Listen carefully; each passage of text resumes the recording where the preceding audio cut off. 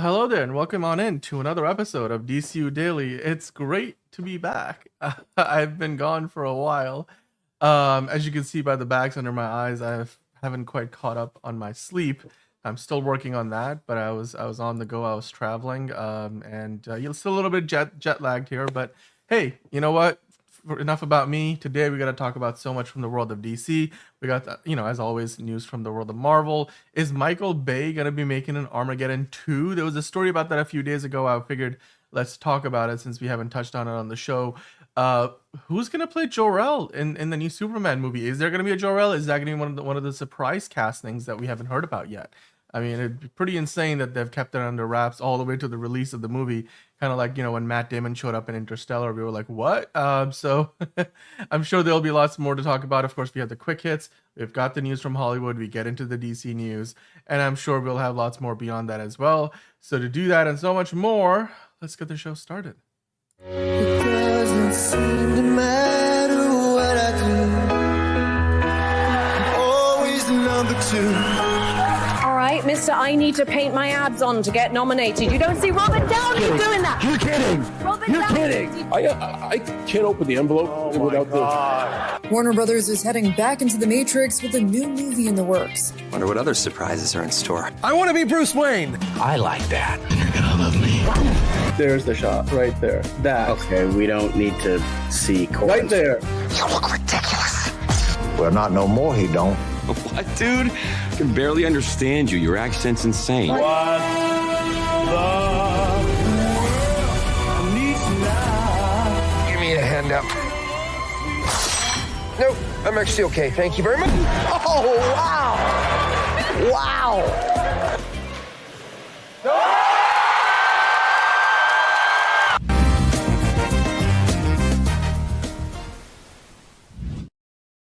All right, well, it's time for the news. I mean, we've got a lot to get into, from the F1 trailer to the new Black Mirror season trailer. Of course, we have got to talk about The Accountant 2. The reviews are out for that. And, the Bayhem might be coming back in town soon. Well, if rumors and Michael Bay himself is to be believed, that is. To do that and so much more, of course, as always, I've got with me John, who's, of course, been taking the lead on the show for a long time. So thank you so much for doing that, John. How are you doing today? Please make sure to unmute yourself before you get started. Yes. Oh, so I have a candle going in the back. I wanted some nice mood lighting, so put on a candle. It's lavender vanilla.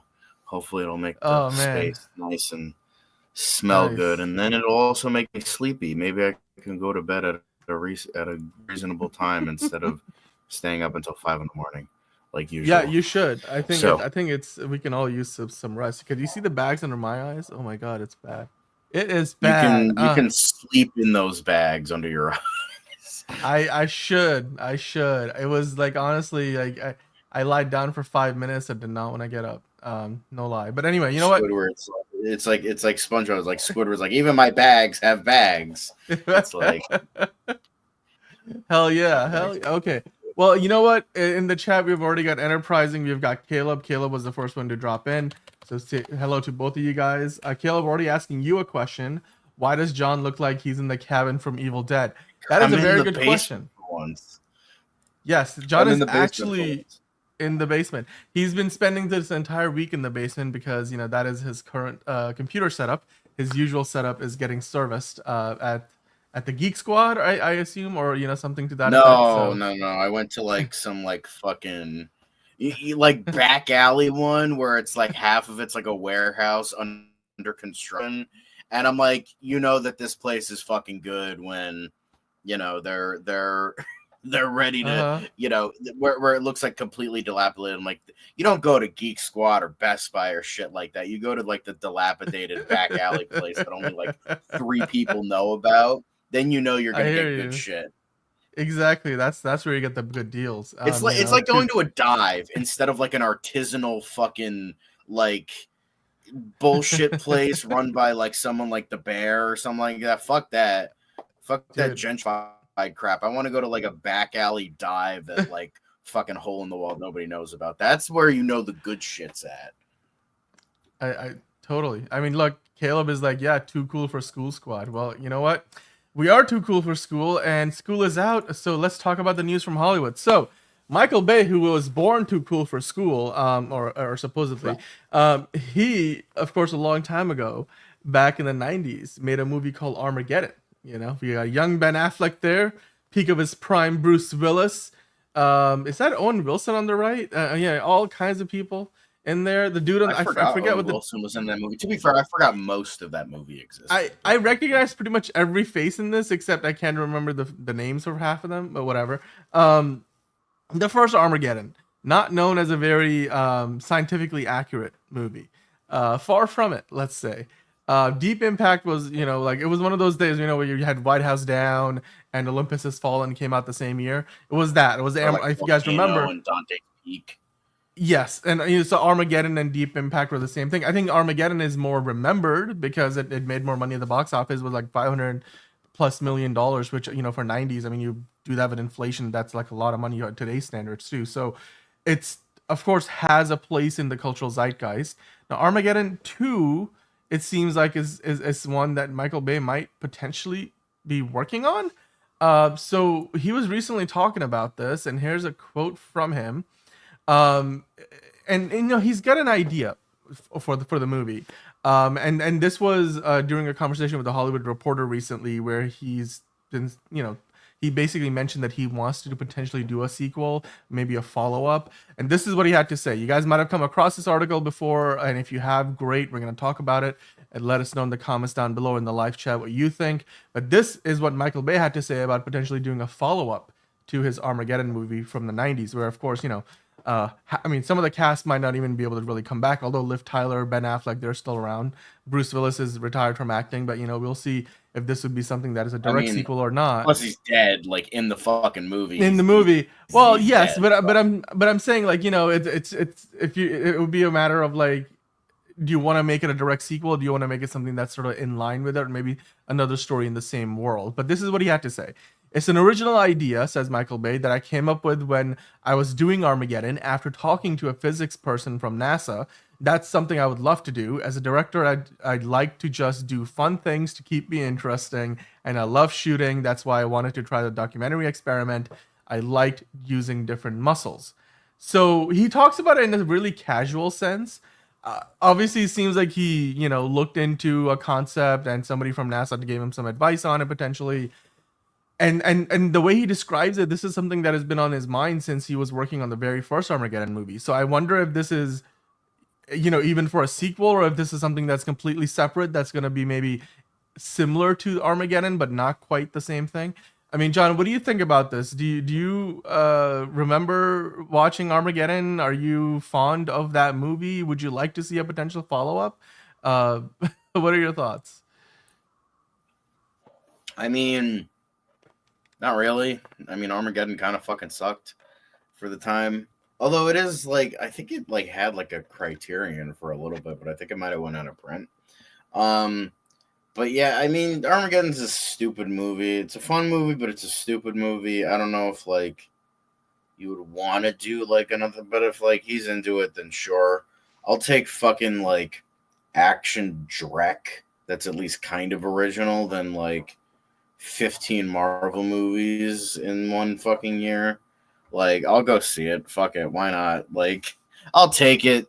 He was recently complaining to, you know, fucking Jim Cameron about, you know, how much fucking modern movie making sucks because they can't get anything greenlit. Well, clearly, you're getting something fucking greenlit. So, like, maybe you should shut the fuck up, Michael. So, I don't know. It's dumb. It could be fun. Maybe. I like Caleb is like, Armageddon, here we go again. Caleb has always got the best titles. Armageddon 2, this time it's war, says Tony. Nice. I would go see it. Look, here's the thing. Like you guys were saying in the chat, like Michael Bay's movies aren't necessarily, you know, the Oscar fodder that nobody thinks they are. But they are enjoyable for the most part. I mean, at least I enjoy the Bayhem. Ron saying Armageddon 2 Asteroid Sun Strikes Back. Bayhem Unstructured is just utter nonsense. Yes, that is also true. Thank you for that. I mean, look, enterprising. I agree with you. I think Michael Bay movies, the ones that I really enjoy the most, are the ones that feel like they have a narrative thrust to them, where all the set pieces make sense. When you let him sort of just blow things up for the sake of doing it, eventually it just becomes visual noise. Because, like for example, there's several Transformers movies where the third act of the movie was so long, the fighting went on for so long. At one point, my eyes got tired. Like and I remember I was like, wait, was that just because I was tired that day? I've seen those movies multiple times. I'm like, every time it's about the same point in the movie where you just can't follow it anymore. There's just so much going on. So I think Michael Bay has a propensity to do it so over the top that you lose people's attention. Even though what he's doing is visually and on a technical level magnificent, ILM probably, if ILM were to pitch themselves to a movie studio with a portfolio of work, I bet you a lot of the stuff they've done for the Transformers movies will be on there, because from a technical standpoint, it's some of the best stuff in ILM has ever done. The VFX are fantastic, but it's the storytelling that sometimes feels lacking. But also, Michael Bay has a very particular look to his movies that I feel like I enjoy, because he likes to shoot on film whenever possible. And when he does digital, he likes to emulate the look of film. He does a lot of practical effects. You got those gunpowder explosions. There's a certain level of tangibility to the way he approaches filmmaking. It's more of that classic big, blockbuster budget filmmaking. Of course, with a movie like Ambulance, he went crazy with drones. So, like, you never know.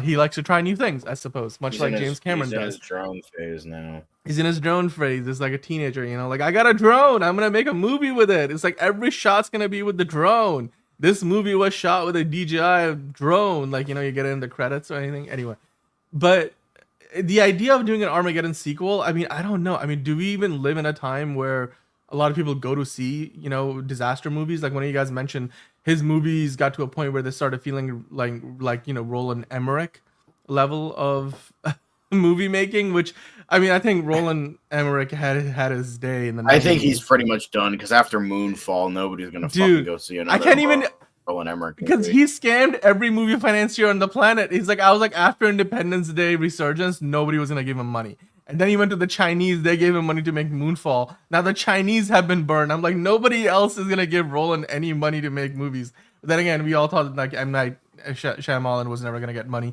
after he put up his own house to make one of his movies. But anyway, so I suppose where there's a will, there's a way, and Michael Bay still has quite a bit of sway. So yeah, Moonfall was ass, Ron. It was, from my friends saw it and they're like, this is worse than ass. This is like one of the worst movies I've ever seen. And then it was so funny because they had like sequel bait. Like, oh yeah, we're gonna totally make a Moonfall 2, and then it's never gonna happen. But like, I don't know, like Twisters did okay in terms of like disaster movies. Yeah, of shit. You can still do a well-made disaster film that tells a good story. I think it could work, right?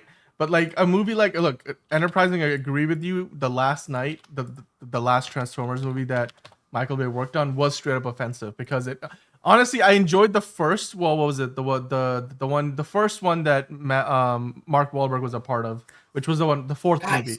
Nice. Age of Extinction. I enjoyed that one. I personally had fun with it, but The Last Night was just terrible. I'm sorry. Like Anthony Hopkins, no offense to you, terrible script, very bad movie. Did not need all that mythology. I wouldn't mind seeing, like you said, Tony, a Alien movie directed by Michael Bay. That would be. I'd fucking take it over fucking Fede Alvarez at this point. Like, fuck it, give me that. I'll take a Michael Bay direct. Will it be garbage? Probably, but it'll be better than fucking Alien fucking Romulus, which is just like, oh hey, let's throw every Alien movie in a fucking blender. That should be okay. And then people eat it up. That's true. Fucking brain dead at this point. What do you have to say about this, Dan? A proprietor of the Bayhem. There's not a single. Oh, I was just gonna get that comment. There's not a single Michael Bay movie I genuinely find meaningful or good. To each their own. What I would say is you have not seen, The Rock, and quite frankly, if you haven't, or if you did not enjoy it, I don't know what's wrong with you. Or if you have not seen it, please go check that out, because that movie gives meaning to life. Because it has, a retired James Bond in it and Nicolas Cage sharing the screen at the same time. alongside an Ed Harris who just tries to play along with the two other larger-than-life egos that he has to deal with in the same movie. You should watch that, by the way, because that was at a The Rock, time when I will say The Rock is pretty great. Like that's Like- probably the best. Mike, I will actually, for me the best is probably 13 Hours because that was like it does have like some of the over the top violence, but it's like that's like subdued Michael Bay. That's probably the most subdued Michael Bay you're probably gonna get. But The Rock is probably his most fun movie. Like you have Cage and Connery being awesome, so fuck it, I'll take it. Figure Drawing, by the way, did love Alien Romulus. I mean, it's That shit's isn't never it- gonna fucking happen, especially with Hasbro not making like movies anymore or whatever the fuck. That shit's not fucking happening. That's never gonna fucking happen. I mean, Ron I'm thinks fit, that The so- Rock is his best movie for Michael Bay. I mean, look, I think The Rock was fantastic. But like you said, John, that Transformers G.I. Joe movie, the last time Jerry Bruckheimer talked about it, he was like, oh, it's kind of weird thinking. Not Jerry Bruckheimer, who's the other guy? The other producer. Not Bruckheimer. It's the other guy. No. It's Lorenzi de Bonaventura, right? Is that the one? I think so. Yeah, Isn't he retired at this point? Well, I mean, Isn't he's he, like, shepherd. No, he still does work. He talked about it last. He was like, we're throwing these ideas back and forth. I'm like, wait, you did not have a fully formed script and an idea for the movie that you already teased us at the end of the last one? What, you're still experimenting anyway? So I don't think that's gonna happen, like you said. But yeah, Patrick, you're right. There is an asteroid that is gonna be passing by Earth pretty close. They did rule it out based on additional observations that it's not actually gonna hit us in a few weeks ago. So we know at this point it's gonna fly by really close, like within literally hundreds of miles, which is very close by the solar system standards. But it's not gonna hit us. Now that could be something where you could, like, how 2012 the movie was like playing on the idea of the apocalypse is gonna happen in 2012, which never did, because none of us know how to read for like the Mayan the calendar apocalypse properly. happened, but like Africa was saved for some reason because reasons and probably racism. So I watched that movie. I don't even remember wasn't it like. They don't have saddles, some shit, like some stupid ass fucking like reasoning as to why like Africa. No, was, there was a lot. It was something to do with like too many neutrinos passing through Earth, boiling, creating tsunamis and shit. It was just basically they took the science aspect of things and blew it so far out of proportion that of course a worldwide disaster was gonna happen. And then they had all these like Noah's Arks, like huge ships that humanity was saved on, and then they settle on the Cape of Good Hope in South Africa because that was one of the few. It was, I think, for a disaster movie, it wasn't the worst thing ever, but especially compared to some of the stuff we've done in recent years. But it was definitely a product of its time. I just don't see many movies like that anymore, right? The Day After Tomorrow, like you make that movie today, it's like watching Civil War that came out last year. It feels too close to home because you're like, for all we know, that might be what actually happens 5 years from now. We don't need Dennis Quaid to tell us it may happen or may not happen in the movies. Or Jake Gyllenhaal trying to survive in the library. Care what anybody says. I fucking love Day After Tomorrow. I don't care. It's amazing. Oh, it's so stupid. They're running from the cold. I don't give a fuck. It's a fucking awesome movie, and suck my nards. Eat a dick. I like Day After Tomorrow. I'm not pretending anymore. Suck a dick. The Day After Tomorrow is one of the best disaster movies of all time. I think it's on my Mount Rushmore of disaster films alongside Independence Day. Got Day After Tomorrow. I mean, you could probably put a couple others in there if you really think about it. I mean, maybe if you want to count like why Olympus Has Fallen as one, which I suppose isn't really a natural disaster, but you guys tell us what else you would put there. What about all the older ones that were like the disaster movies of like the 70s, like Airport? The Day the Earth Stood Still, Poseidon. Remember those ones? Like those. Oh, like I don't know about the remake. Day the Earth Stood Still was more like 50s B movie sci-fi, but like but yeah, well, I think Towering Inferno was probably one of the more important ones. That was a big one. What's another like Poseidon Adventures? Yeah, that's another huge one. I know, it's just like I'm thinking, because the thing is, my mom grew up both my parents, but mainly my mom. She liked them more than my dad did, but she grew up with like a lot of the disaster movies of the 70s. That's when she was a kid, so that's the stuff I know of, like Towering Inferno, Airport, and all the Airport sequels and all that shit. So, and whatever else was happening at that point. But yeah, and then like disaster movies like had like a big return in the 90s. Because I mean, obviously Armageddon, the core was kind of a little bit after that was like 2000s. You still had a bunch of disaster movies. You had Twister, you had both of the Volcano and Dante's Peak. You had so many disaster movies coming out in the 90s. Yep. So we're due for like a resurgence of the like Towering Inferno. disaster. Ron saying, absolutely. I mean, Kavari saying, say what you want about Bay. No, nobody makes better action than him. I will tell you that's true. It is true. You go back. Here's the thing. I will say this to the end of times.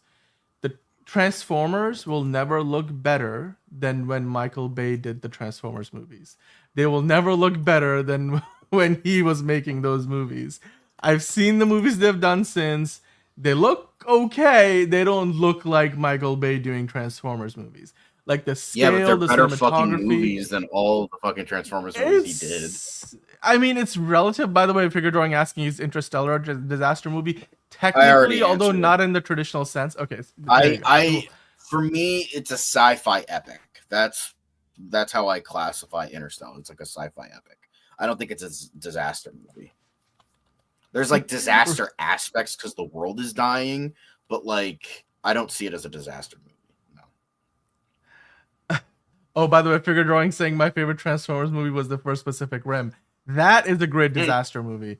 I think Pacific Rim goes on that Mount Rushmore. The second one was such. I thought Greenland was pretty good. That one, Greenland, very underrated.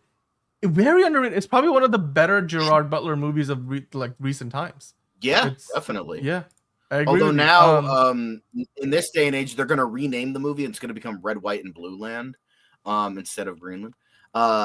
But Deepwater Horizon, I don't know, because I'm looking at like a list of them right now. I don't know if Deepwater Horizon counts, but I remember really, really liking that one. I thought that one was like really good. One of the best speeches in a movie at Pacific Rim. Tonight, we cancel the apocalypse. I can't do the British accent. I'm gonna try, but like it's not working. You know, I can do the today we celebrate our Independence Day, and you know, the music and like the best extra ever and everything. It's just still chills, you know, goosebumps every time I watch Independence Day. It is you know, today is 4th of July. It will no longer be remembered as an American holiday. Today we celebrate in one voice. Well, whatever. It's our Independence Day. I can't do it justice. I forgot fucking Don't Look Up was a fucking... I love how that was nominated for a fucking Academy Award that nobody fucking remembers that movie now. Because it was dated when it came out. It's like, oh, get it? Because it's political satire. Yet it's political satire from current year. So now nobody gives a flying fuck about it anymore. And nobody cares. It's like, well, there goes that. Congratulations. You dated yourself. By the way, War of the Worlds, another one. I think the Tom Cruise War of the Worlds is a very good movie. That's probably considered a disaster movie. Never seen that one. You haven't? Dude, you should. It's one of the more underrated. It's also Steven Spielberg. That was like the last time I think he did an alien like anything movie, and he's working on a new UFO movie. So if you want to watch what is Steven Spielberg, although Them was really good. Them was the fun fact, the Ant movie from the 50s. That's pretty much like Aliens. Like that movie is Aliens. Like if you watch like both back to back, you see a lot of the same tropes and a lot of like this, like some like story beats and character moments that you can see like, oh yeah, that's Alien. Them is the original Aliens, but it's with ants instead of aliens. So instead of the xenomorphs. So yeah. And there's also Starship Troopers. Dude, I can do the Manchester accent. I can't hold it very long. I never actually took on the accent because I only lived there for like 3 years, but you know, it was a long time ago. You're not from I there, right? wasn't No, born. you were. No, I wasn't born in No, Manchester. you I weren't lived born. there for a while. Yeah, that's what I thought. But like I if was you were like, in hang Manchester, on. you would be. Ron, do you Yeah, know you were something saying. I don't? You were saying, Manchester. You don't pronounce your R's. So you can't do the British accent. Like it's anyway. I can probably try for a little bit, but I won't be able to hold on to it for very long. The cult classic Mant chest burst that like button. Oh hey, Man of Steel Magnolia in the chat. If you guys haven't already hit the like Wait, button, Ron, hit that like button right now. What movie is ass? What movie is ass? Ron's saying, John, it's ass. Don't watch it. Are you talking about War of the Worlds? Or are you talking about something else? That might be what he was referring I to. don't know. War of the Yeah, Worlds. okay, yeah, he said War of the Worlds. Okay. Well, I mean, It wasn't I that watched bad. the original. I love the original. I think that's great. It's the 50s movie, at least. It was such a long time ago, but I did watch that. Yeah. Starship Troopers feels like a likely future these days. Yeah. Well, I mean, just if you want new Starship Troopers, just watch Mickey 17. There you go. That's it. I didn't have as much of a good time at it, but you know what? It's I would admit like it's objectively a good film. Wasn't my favorite, but we reviewed it earlier this week. Liz is back tomorrow, so you guys will be able to get a more extensive spoiler-free review. But we did a spoiler-free review for the most part on Monday, and it was I think actually that was the episode when Fiona was on the show. It was Fiona and I. Fiona made an appearance on the show for the first time. She's at an artist residency. She's sleeping. She's in France right now. They're like 6 hours ahead over there. So good luck to her. But in the meantime, let's talk about this other story here, John. We still had a bunch of news to get into before we dive into DC. Yeah, literally the entire show. We spent a half an hour on one fucking story. So sorry. Well, we will move things along a little bit faster. Asteroid City and Black Mirror VFX outlet Jellyfish Pictures has suspended operations and is now seeking a sale. So this, is probably the latest in a long line of news stories that we see every few years where like a VFX studio goes bankrupt and out of business after doing work that quite frank, in some cases has won them Oscars and stuff. Like, I don't know how successful Jellyfish were, but obviously having worked on Black Mirror and Asteroid City, those are two high profile projects.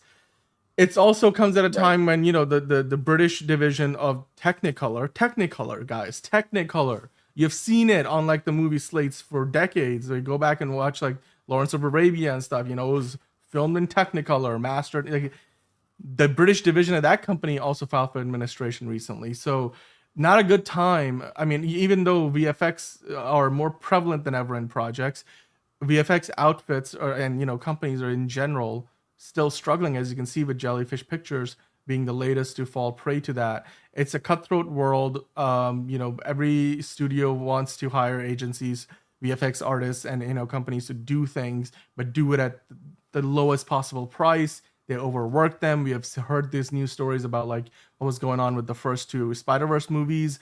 I don't know what's going on with the third one, if this is still the case, that VFX artists are working 18-hour shifts, and even then they're going out of business. They're having to basically undercut themselves to like get the job done because of how competitive things are. They cannot actually get paid for the amount of work that they do, and it's just it's not a good, it's never been a good industry to be in if you want to have like a well-paying job with the good benefits and a great work-life balance.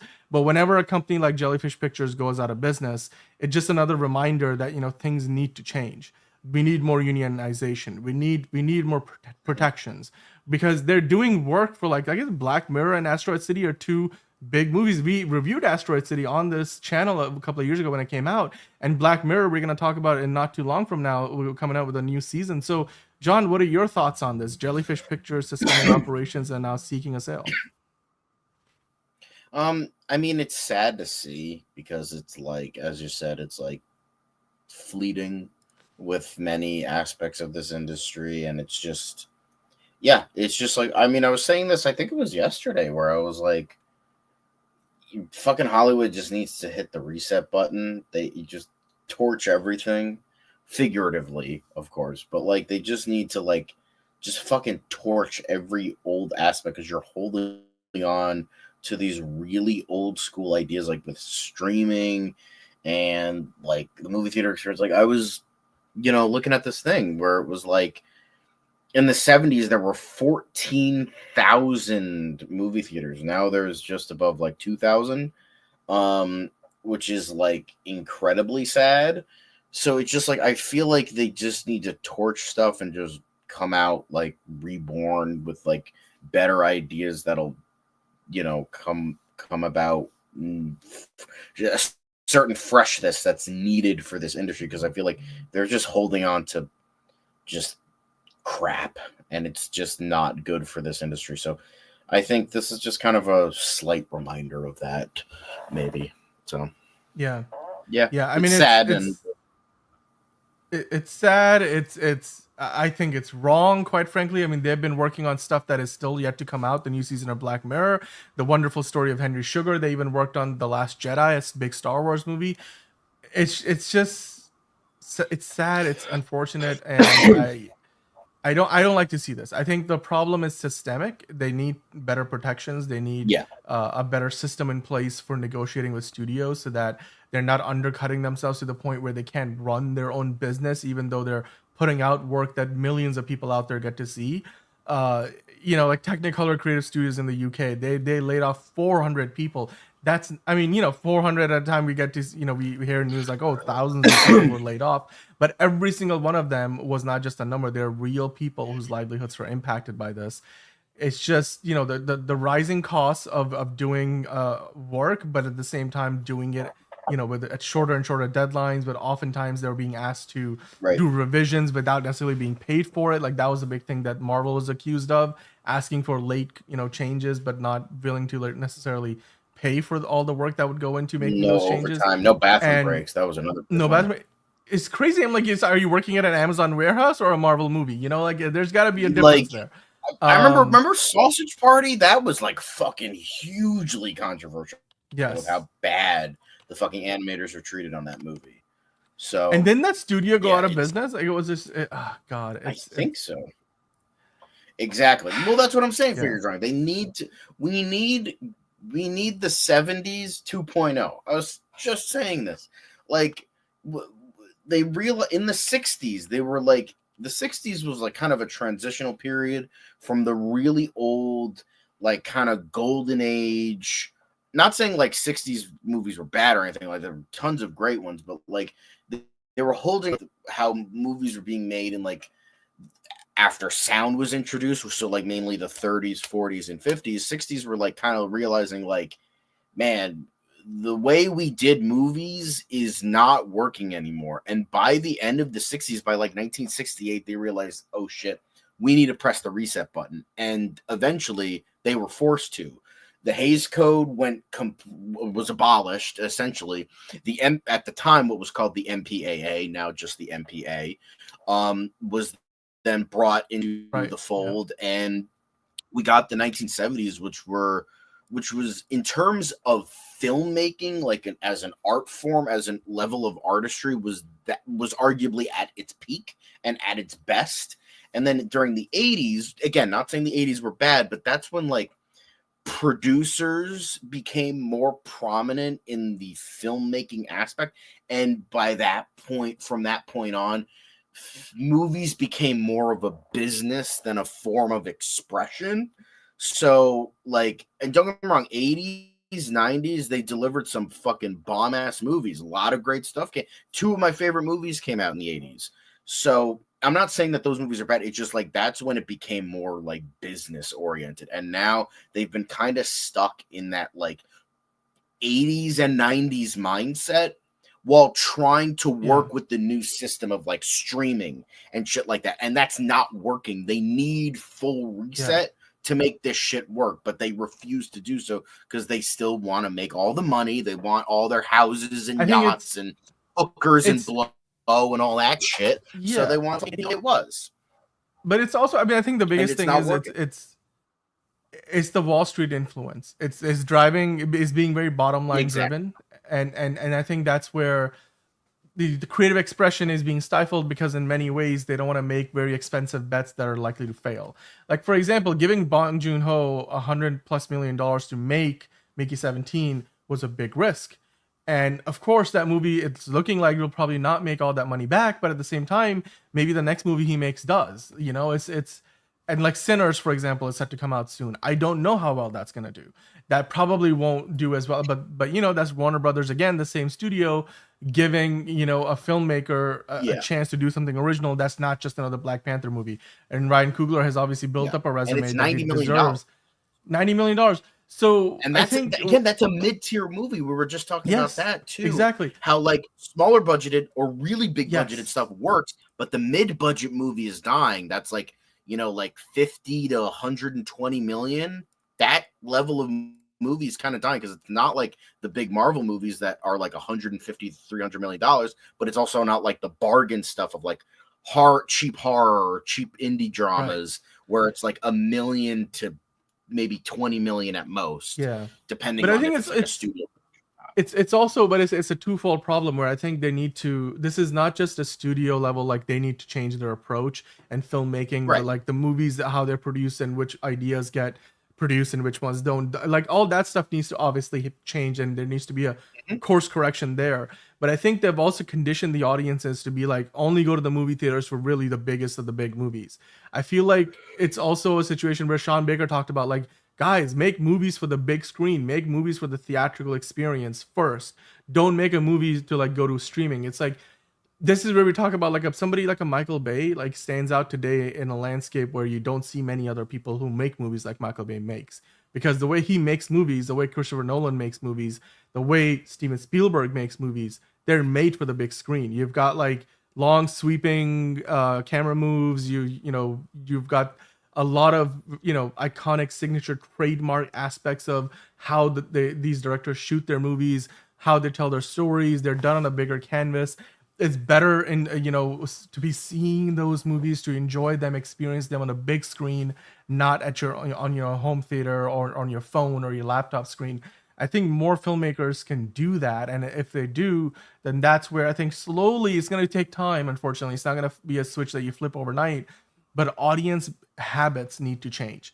We can't just be like, oh, a movie like Mickey 17 will wait for streaming, but a movie like Thunderbolts will go see in a movie theater because it's a Marvel movie, right? So I think the studios need to make a better effort as being like, you need these $80-90 million movies. What DC Studios is just trying to do with the $40 million Clayface movie, they're still made to be seen in a movie theater. It doesn't matter what the budget is. It doesn't matter. Like, you should still go see it on a biggest screen you possibly can, and the communal experience that it is when you go to see it in a cinema, in a movie theater. And then maybe you can see it at home when it comes out later on because you enjoyed it, you remember it, you reminisce that experience, but now you get to enjoy it at home. We need to get back to that. And I think it's just holistically, the whole cycle has been disrupted, and every step of it has to like be changed back. And it's not going to be something that will happen overnight, but hopefully over time it will change, because I think sometimes when things like this happen, where all of a sudden VFX outlets, are starting to go out of business, you have, movies losing money, studios, starting to see like diminishing returns with even the bigger blockbusters that they try to put out there, audiences, being more and more conditioned to watch things at home. It's going to get to a point where things are just not going to be profitable enough, and that's going to force the change. But then hopefully it will lead to a course correction that will allow, more of these VFX studios and everything and all other aspects of filmmaking to thrive again the way that was meant to be, not the way that it's gotten to that now, where it's as safe as it can be, and it only works for like the biggest of the biggest projects, and even then it's not a guarantee, and it leaves a lot of people, both filmmakers and fans, behind in the process, because either they can't afford to make the movies, or they can't afford to go see the movie in a movie theater, or even quite frankly buy it at home. The whole ecosystem needs to get a course correction. But anyway, yeah, let's keep the ball rolling here. We do have this next story here. This one, I think, a little bit shorter because it's more of like a casting news. Sadie Sink of Stranger Things fame. I mean, dang, she looks like she's all grown up. It's crazy to imagine that she was only introduced in 2 seasons ago of Stranger Things, but now she's joining Tom Holland in Spider-Man 4. So of course the filmmaker behind Shang-Chi and the Legend of the Ten Rings, Destin Daniel Cretton, is directing Spider-Man 4. Chris McKenna has penned the screenplay. The movie is set to film this year, and I believe it's tentatively set to come out between the two Avengers movies, Doomsday and Secret Wars. But what are your thoughts on Sadie Sink joining the Spider-Man 4, essentially?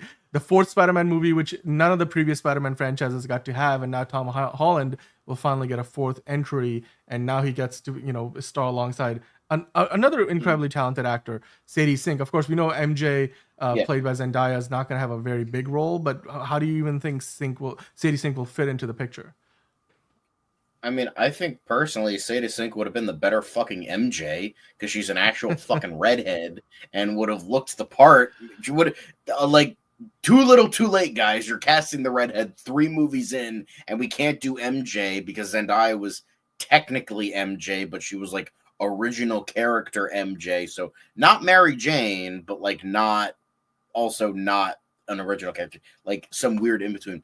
So I'm willing to bet it's. Obviously, she's going to play a new love interest.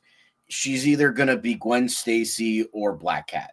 So, it's one of the two. I mean, she wouldn't be the first redhead who she would not be the first redhead who dyed her hair blonde to be Gwen Stacy, as Bryce Dallas Howard did the same thing in Spider-Man 3. So, that could work. Or there were rumors that they were going to have Black Cat as the new romantic love interest type thing. So that could also work. I could see both. I could see her doing both really well. But I mean, Gwen Stacy could be good. I mean, Black Cat could be good. I can't really imagine any other. I mean, there isn't really a ton of love interests out. I mean, Liz Allen, which became Liz Toombs, was already used. I mean, Mary Jane was already kind of sort of used. Well, she can't be Silk because she's not Asian. Silk is Asian, so I don't think they would do that. But yeah. Whoever they decide, I just think this is just really exciting because it's I like Sadie Sink a lot, and if she is the new love interest, whoever she decides to play, I think she will do a very good job, and hopefully this is pushing towards getting away from the the stuff of Homecoming and Far From Home, and we'll be getting actually good Spider-Man movies from Tom Holland after No Way Home kind of fixed some things, even though not the greatest movie ever, still fixed some things. So hopefully that's where we're going. We can hope. I mean, Enterprise is suggesting maybe Kitty Pryde, change the world. Not a fan of Sadie Sink, but I mean, I think it's still early in her career for the most part. Yeah. July 31st, 2026. The movie comes out in a little over a year, so they're gonna start producing it soon. They're in pre-production now. They're gonna start filming later this year. It's gonna be the next movie that Tom Holland films after he finishes filming The Odyssey. So he's gonna have a busy year for himself. Of course, I think Robert Pattinson films The Odyssey, then goes into filming the Batman too. So you've got all these big actors who are tied into this project. So yeah, I mean, Peter Parker is going to come back for his 4th adventure, the first one where I guess the world doesn't know that Peter Parker exists. It's quite a lonely existence. So let's see how Sadie Sink figures into that picture. But July 31st, I'm sure we're going to get behind the scenes photos and stuff. We have some behind the scenes stuff. Actually, John, did you pull in the quick hit where we got a behind the scenes photo of Tom Holland from the set of The Odyssey? I did that yesterday. But you did? That was yesterday. A couple more have been added. Yes. So I mean, a couple more have been seen, so we could include that. Yeah. Yeah. I mean, well, he's busy clearly filming that right now. So then he goes from that to Spider-Man 4. But hey, Sadie Sink joins the project. I mean, she's on the up and up. The final season of Stranger Things coming out soon as well. So we'll see how that plays out. In the meantime, Disney has got quite the problem on their hands, I suppose, if you want to call it that. The new live action Snow White movie has run into quite a bit of trouble, both with Rachel Zegler and Gal Gadot, and their personal, PR missteps. One of the people who was behind the scenes, who's more familiar with how things work in Hollywood, they just said, look, Disney just needs to get this over with. They just recently rolled back the scale of the premiere that the movie was going to have. And the marketing for this movie, it seems like, has become such a poisoned apple, pardon the pun, that I don't know if there's anything that they can quite frankly do that's going to save it. I mean, John, what are your thoughts on this article today in the Hollywood Reporter? They were kind of talking about a little more insight into why Disney has taken a step to pull back the curtain. Well, not pull back the curtain, but rather pull back the scale of the release strategy in terms of like the premiere for the movie, and they're just not going out there and putting it out as up front and center as they were going to before. Are you surprised by Disney's strategy here, and what did you think about what they talked about in this article? Yeah, I think it just kind of makes sense. They're kind of moving away from this. Wasn't this greenlit when Bob Chapek was still Chapek? I think head? so. I believe I think believe this it was was greenlit yes. when he was under. So they're like, I don't know why they don't just pull a Zaslav and just fucking write it for a tax write-off. Like, because nobody I know is excited for this movie. Like, I've seen like maybe a couple people on like the internet that I don't personally know, but there's so many people that are like, this looks like shit. The fucking dwarves don't look like they look like nightmare fuel. Like, it barely resembles Snow White. I mean, Rachel Zegler, she is kind of box office poison right now because pretty much all of her movies have been failures outside of Songbirds and Snakes and West Side Story. I mean, that is getting a sequel, so that one is continuing. Yeah, but I mean, she's not going to be in it. She kind of, it's implied she died, but like not. It's a whole thing. Anyway, but I think it's just like they kind of know Gal Gadot is like still trying to act. Like, don't get me wrong, I loved her as a Wonder Woman, but she's not the best actress, and like her trying to be like the evil queen is just not working. And it's just like this has just been poisoned from the start. People are starting to get sick of the live action remakes. And and this just does not look good in any way, shape, or form. And it just looks tired. I feel kind of bad for Mark Webb, speaking of Spider-Man, because I do think he's a good director, like outside of, that's insulting to David Lynch. Fuck you, man. Goddamn. But I think they need to move on. They just need to fucking shit this out. It'll make some money. It won't make a ton of money because, like, parents that are like, yeah, fine, we'll go see a movie. What's coming out? Snow White? All right, fine. Fucking let's go see Snow White. I mean, it's probably going to have a decent opening weekend, but then from there, I don't think this. I mean, unless it's adults, they have no life, so they're probably going to go watch this. So I mean, unless this movie ends up being like, I just don't think this movie has the potential to do nearly as well as some of the previous Disney live action remakes would, or did do. It's not the kind of movie that's obviously drawn the kind of attention that they would hope for it to draw. I believe the projections call for a decent opening weekend. It's not like $100 million or anything like that, but I believe it was like somewhere in the 50 million range. So it's gonna start off well, and then we'll see how far it goes. I mean, look, for all we know, the movie might blow people away, and then the good word of mouth will carry it.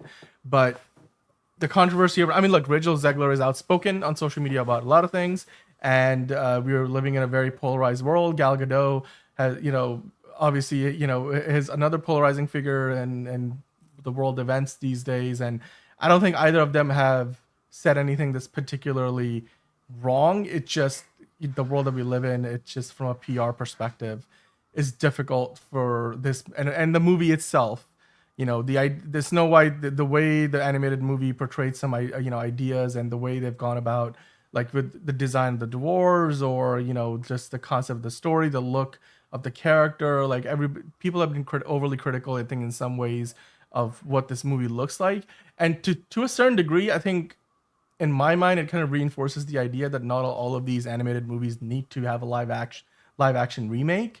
They're relics of their time, and maybe they should be left alone. Or if you are gonna bring them back, then maybe you update it, and you update it all the way through. You commit to that. So we'll see. We'll see how well it does, or if it flops on its face, it flops on its face. But you know what? As of right now, Snow White is tracking for a decent opening. Where it goes from there, we'll have to see. The premiere, you won't be able to, get any Q&A session with any of the actors. I think Disney pulled that back, so none of the actors there will be able to answer any questions directly from the press. That was a big change. that we talked about. I think it was a day or two ago on the show. So yeah, beyond that, we'll see how good the movie does. So moving on to the next story, John. Speaking of box office projections, Minecraft, the movie that has not put out a single good trailer yet, it is tracking for a decent $58 million opening. Are you surprised that Jack Black and Jason Momoa's Minecraft movie is going to make even, I mean, $58 million isn't exactly blowing the doors out the box office, but it's a lot better than what I would have expected considering how much Mickey 17 did. What are your thoughts on this? No, again, it's a kids movie. Like, parents don't care. They're like, all right, you know this shit. You know, you play the Minecrafts. Like, yeah, I'll take you. Like, I remember when I went to go see a movie a couple of weeks ago, there was like a kid who saw the poster. He's like, Minecraft, can we go see that? Like, you're gonna get a bunch of kids that are gonna want to see this shit, and then they're gonna be like horrified by like, wow, this is like. They go from, wow, Minecraft, and then by the end, they're like, wow, that was dog shit. So, like, you know, they're going to be, like, forever changed by this shit fest. But, like, you know, yeah, as a fan of Minecraft, I'm not watching this shit either. Like, and it's just a shame because it's like, oh, it's for kids. It's for families. It's a family movie. So, of course, it's just like, can we, like, have better standards for kids' movies, please? For the love of God, like, just like have some sort of like, oh, it's for kids. Apparently, that's an excuse not to fucking try anymore. Like, oh, fuck it. Can we just? I mean, but it's just be done with the fucking keys jingling over the fucking camera type movies. Like, I'm sick of keys dangling movies. I'm sick of those. No, but can we just put actual effort? Like, get like Don Bluth out of retirement and like have him fucking make a movie because. Disney's not trying. DreamWorks is now like, well, I mean, they did Wild Robot, so but now that they have, that's what I'm saying. I mean, you do still get the Wild Robot. Like, it's still every once in a while we still get a good one.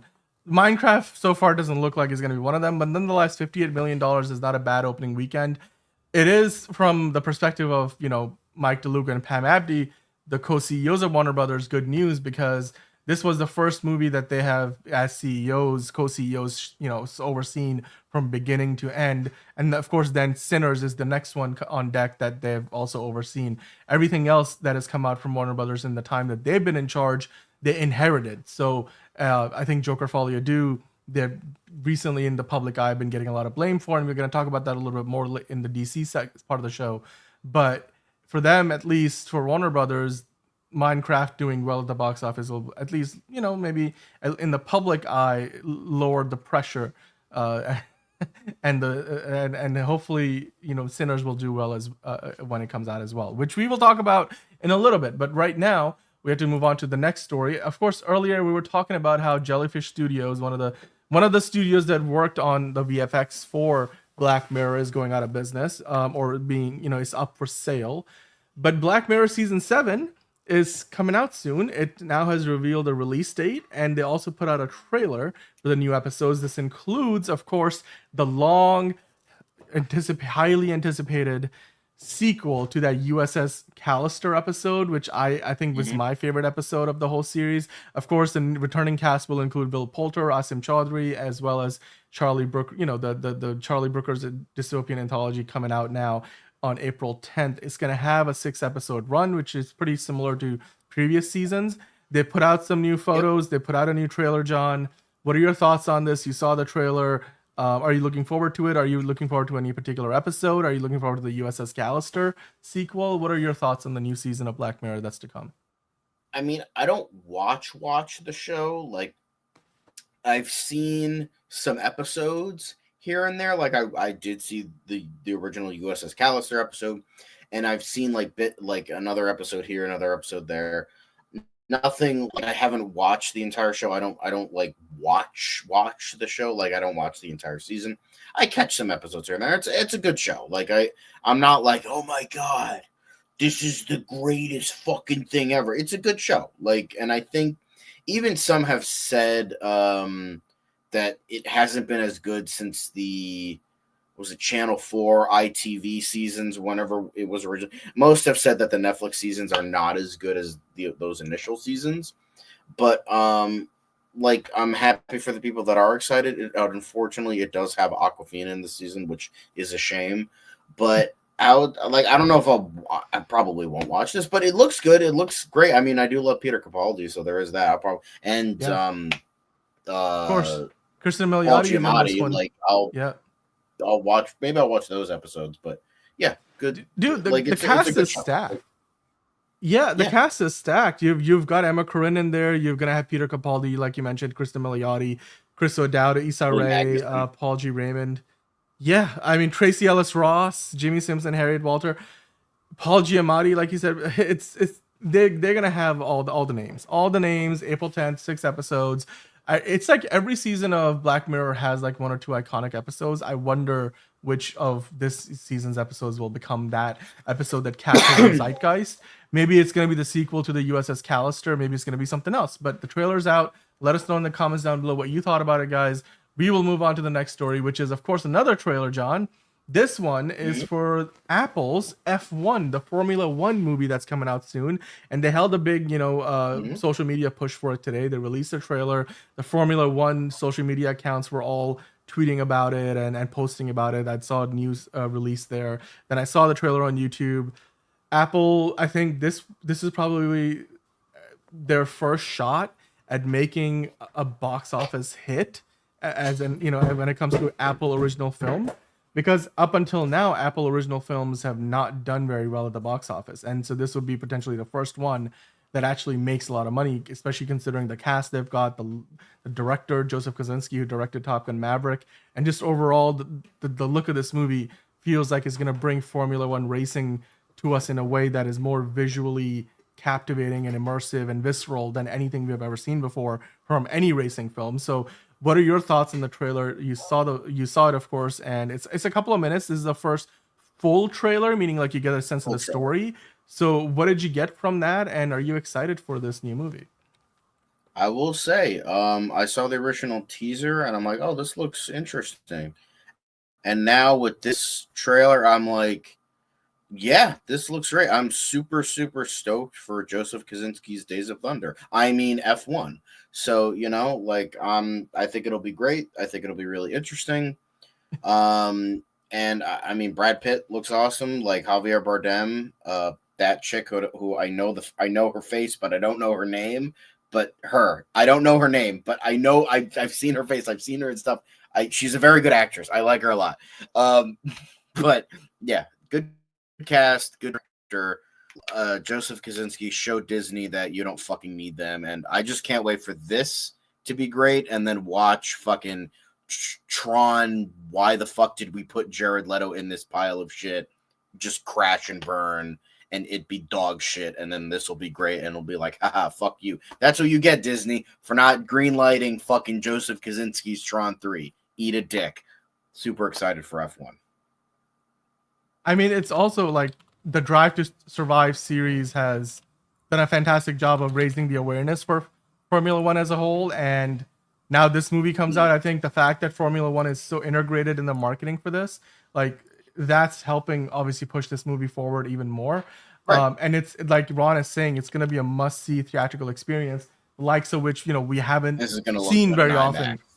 Yeah, like you want to see. Amazing. I'm gonna see this in Dolby, like definitely. Yeah, you gotta go see this on the biggest screen possible.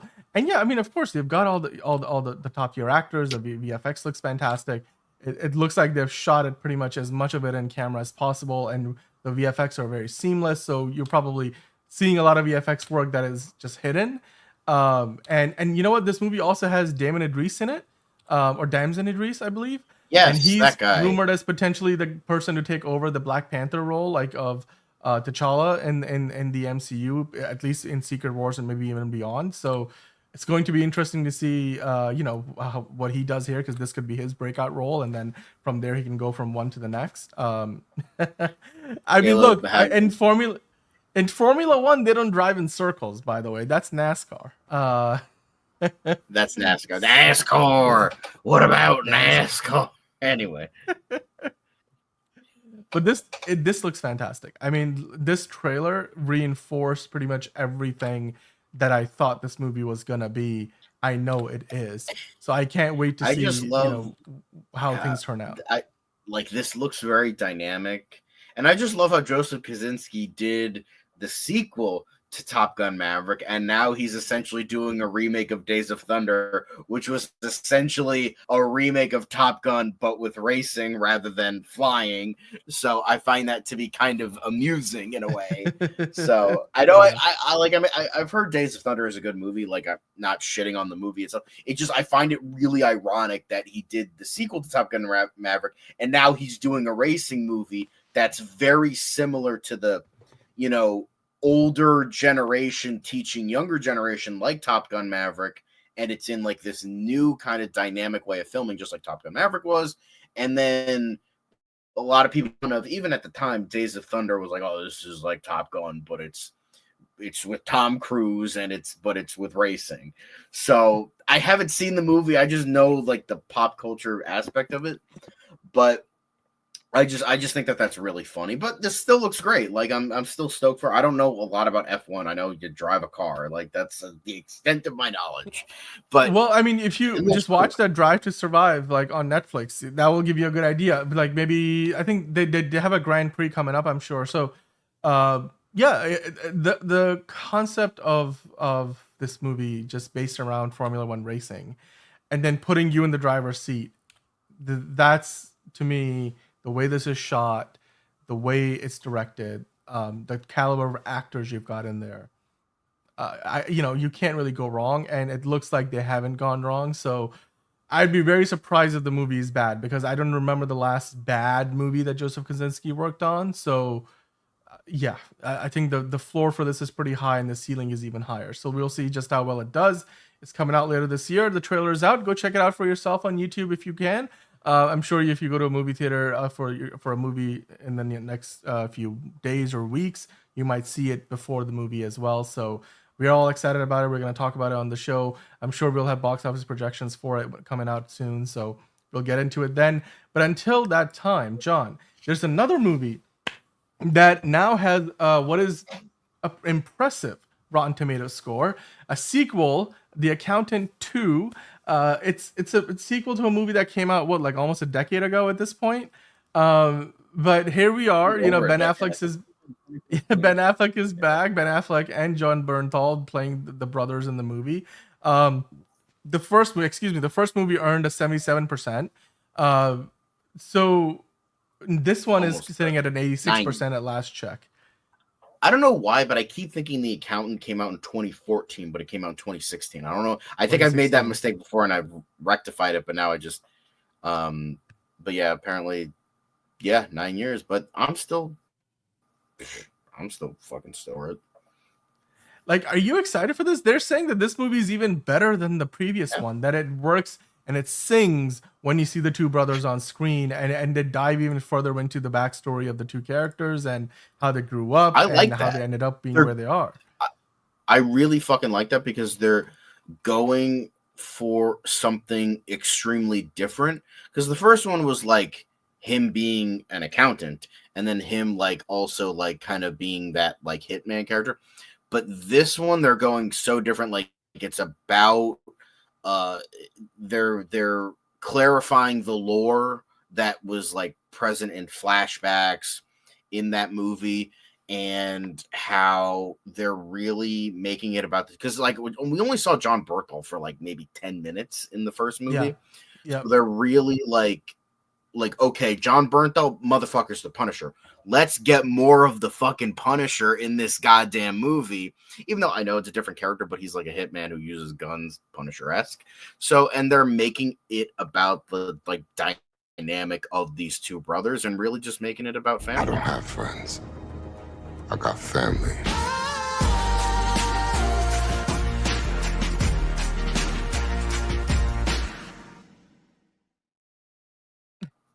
Got to make it about family.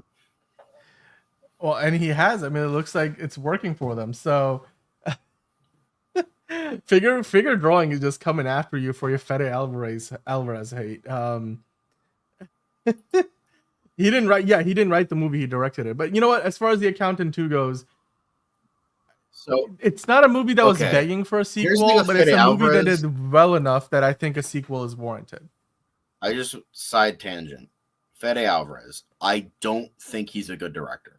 Like he came on the scene and everyone's like, "Oh my god, he's gonna change the game," and it's just like, I'm aware he didn't fucking write the thing, but every movie I have seen from him, I have not liked. I liked initially Don't Breathe, and then I saw it again, and I realized that like the second half of the movie makes no fucking sense and pretty much unravels all logic about the movie. And I'm like, yeah, that's kind of dog shit. I don't like his Evil Dead remake. It's just not Evil Dead to me. It's just it goes like way into torture porn. It doesn't have much of an identity. It's like it's trying too hard to be like the originals, but trying way too hard to be its own thing. All of the characters are bland as fuck. It's honestly, it's so like it inundates you with so much violence that it just becomes boring after a while, and it's just not scary. I've heard Girl in the Spider's Web is dog shit. Never fucking watched it. I just heard it was shit.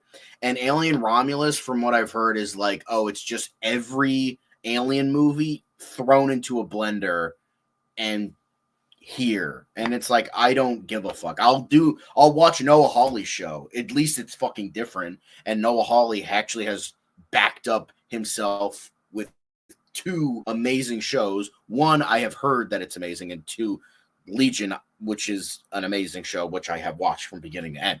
So I just don't like his movies. I've either heard they're mediocre or I've watched them and have not liked them. So I'm sorry, and I just think he's very overrated as a film. Like everyone's like, "Oh my god, he's the next great blah blah blah," and it's just like he's not. I don't think he is. So I don't know. That's just me. I know a lot of people like Don't Breathe, and I know a lot of people like his Evil Dead remake. I just personally don't. Yeah. Well, I mean, hey, as far as, and by the way, look, as far as opinions go, to each their own. Like, yes, if you could love the same movies that somebody else doesn't like, it, you know, art hits us all in different ways. But hey, Accountant 2 so far is hitting the critics in all the right ways. It's got a very high score in the 80s right now. It's even higher than the first movie, which was in the 70s. So if Rotten Tomatoes is anything to go by, then The Accountant 2 is definitely going to be worth a watch, and it's coming out this year. I'm so excited. I feel like it's like at least 5-6 years overdue, so I cannot wait to see the movie when it comes out. John Bernthal, John Bernthal and Ben Affleck together again on the big screen. And, you know, we got like 5 minutes of that in the last movie, so I want to see more of that in this one. And it looks like that's what we're getting. So, yes, John, I agree with you, though. It looks fantastic, actually. I can't wait for it. But you know what I can't wait for? Is the quick hits, because it's finally time to do the quick hits, and we're gonna hit that music and get things started here. All right, so it's time for the quick hits, where we go through the leftovers in the news, but we do it in lightning fast fashion. So Sinners, the movie from Ryan Coogler, coming out soon on April 18th. It's now pretty much a month away, a little over a month away. And it stars Michael B. Jordan. They just put out a new poster. John, what do you think about the new poster? Are you excited for the movie? I think the other poster was better, like him in front of like the sunset, but this still looks baller. Like I love the orange, like the super like red, warm orange color vibe. But I like the sunset poster a little bit more. But this is still really, really cool. I'm super excited. I love Michael B.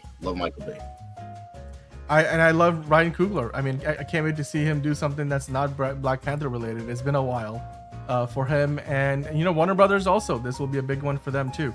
Nikki Glaser set to return as the host for the 83rd Golden Globes. She was a big hit at the 82nd Golden Globes last year, and it looks like they've brought her back. She was very open about potentially coming back. She's like, if they'll have me, I'll come right back. And it looks like the two parties have agreed, and she will return to host another year at the Golden Globes. Somehow Nikki Glaser returned. I didn't watch the Golden Globes. I heard that she was actually a decent host, but I only care about Ricky Gervais hosting the Golden Globes because he just wrecks fucking everybody. So that's what I care about. But I'm sure she's fine. I don't like. I'll watch the Oscars because that's the more prestigious one. So that's the one I try to watch. I'm not really a huge fan of award shows anyway. Like I watch the Oscars because that's the one I do for my channel. I don't really care about award shows all that much, but I'm sure, like I think I watched a clip of her doing a joke. I forget which one it was, but I remember laughing. But yeah, I remember her like, oh yeah, she's actually good. Like she was actually a decent, because I remember, what was it, Joe Coy or whatever was before her, and like he sucked apparently. Was not good. It was not good. So I heard like she was a massive improvement. So like, cool. I don't really know Nikki Glaser. I know she's a comedian. That's like as far as I know. So cool. Glad for it. Look, glad she's hooked up with this. So cool. Way to go. Yeah, I remember watching the roast of Tom Brady on Netflix, and she was on that, and she did a fantastic job. She cuts deep with her comedy. If you want to do a roast, definitely call Nikki Glaser to town. She will do it right. And then also, yeah, like you said, she did a fantastic job last year. That was the Golden Globes when The Penguin started winning, the first of his many awards that it won throughout the award season. So Nikki Glaser coming back this year for another run at the Golden Globes for the 83rd edition of the Golden Globes. So welcome on back, and hopefully it will be another fantastic edition. So Oasis, of course we know the news came out last year. They are doing a reunion tour, but now we know that an Oasis movie is going to be filmed during that reunion tour and it's going to be coming to us from the Peaky Blinder creator. So I mean, are you excited at the idea that the Peaky Blinders creator is working on this? Are you just excited at the fact that we're gonna get a tour movie for Oasis? Are you excited for the Oasis reunion? What are your thoughts on all of that? I mean, I know Wonderwall, and that's it. That's like, so all I know about Oasis is that the Gallagher brothers absolutely fucking hated each other for like 20 years and like didn't speak. So them coming back was like a huge thing. But in terms of like hating each other, like David Gilmour and Roger Waters say hello. They got nothing on them. So like, fuck off with that shit. And I like Wonderwall. Like that's the extent of my Oasis knowledge. So I can't really say anything about this. I hope fans of Oasis like this, because God knows, because I know a lot of like older Oasis fans were pissed that they couldn't get tickets, and he's like, some fucking new age motherfucker who's only known of Wonderwall is gonna go to these fucking concerts, and it's like, we're never gonna fucking get that chance again, because some fucking Gen A or Gen Z motherfucker who doesn't know shit about shit is gonna go fucking see them, or we have to get fucking tortured again, and we're never gonna get the chance to fucking see them ever again. So I know that was a meme for a little bit, but yeah, I can't really comment because I don't really know that much about Oasis, but all the Oasis fans, I hope you're happy.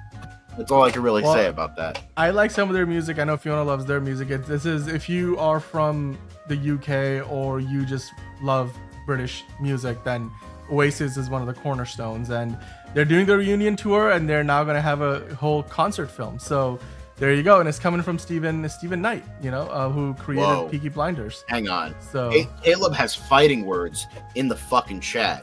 Hold on. Uh-oh. We got to talk about this. Caleb, what the fuck are you saying in the goddamn chat? What the fuck is this shit? What are you putting in our goddamn chat? What fucking heathen crap are you putting in this goddamn chat? Don't get me wrong, David Gilmour, extremely talented. But ever since Roger Waters left Pink Floyd, they fucking never made another good album. Like, Momentary Lapse of Reason was fine. Like, it's got some bangers on there, and Division Bell is okay, but, like, those are, like, the only two fucking albums they did. So, like, come on, man. Like, really? David Gilmour, great talent. Don't get me wrong. But, like, fucking come on. Roger Waters was the fucking driving force behind the greatest rock and roll album ever created. Don't talk to me about that shit. Get the fuck out of here. Bullshit, I say. Cool. Well, I mean, hey, you know what? Oasis, we'll be getting a concert. Fucking Garbo takes. Like, get the fuck out of here, Caleb. God damn.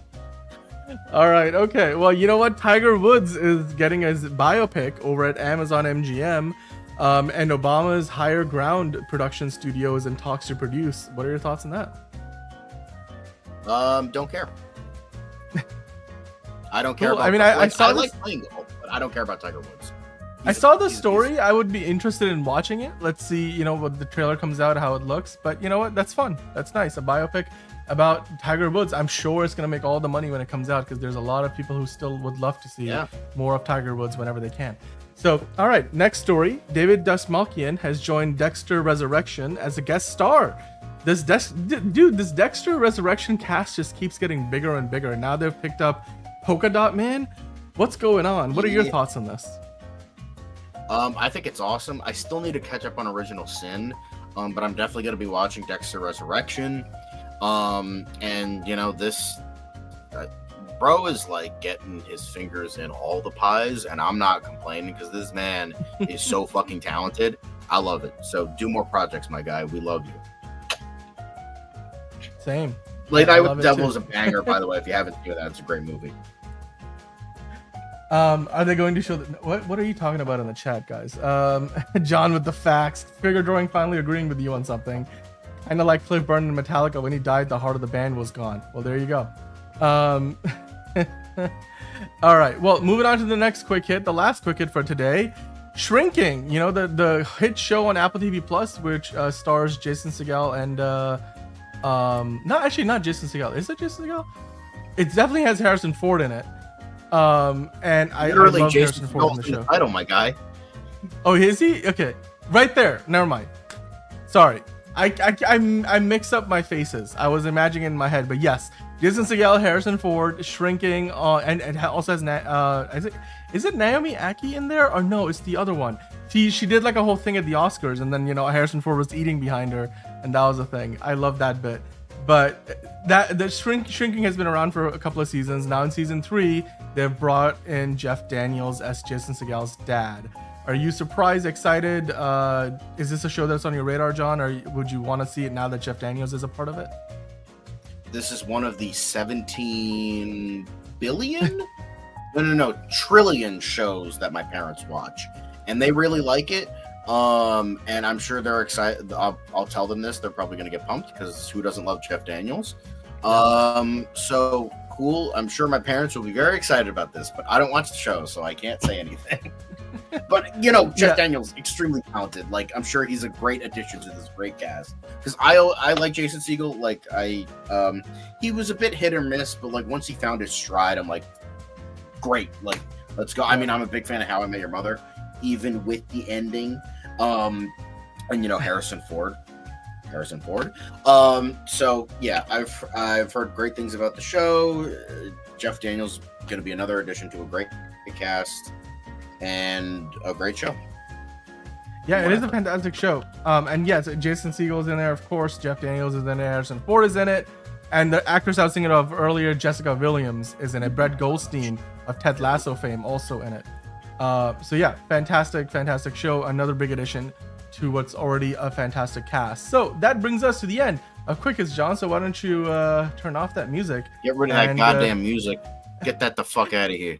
Get out of here. Everybody watching, let us know what was your favorite part of the news today. Are you excited for a potential sequel to Armageddon? Getting a second Armageddon. It's for reals this time.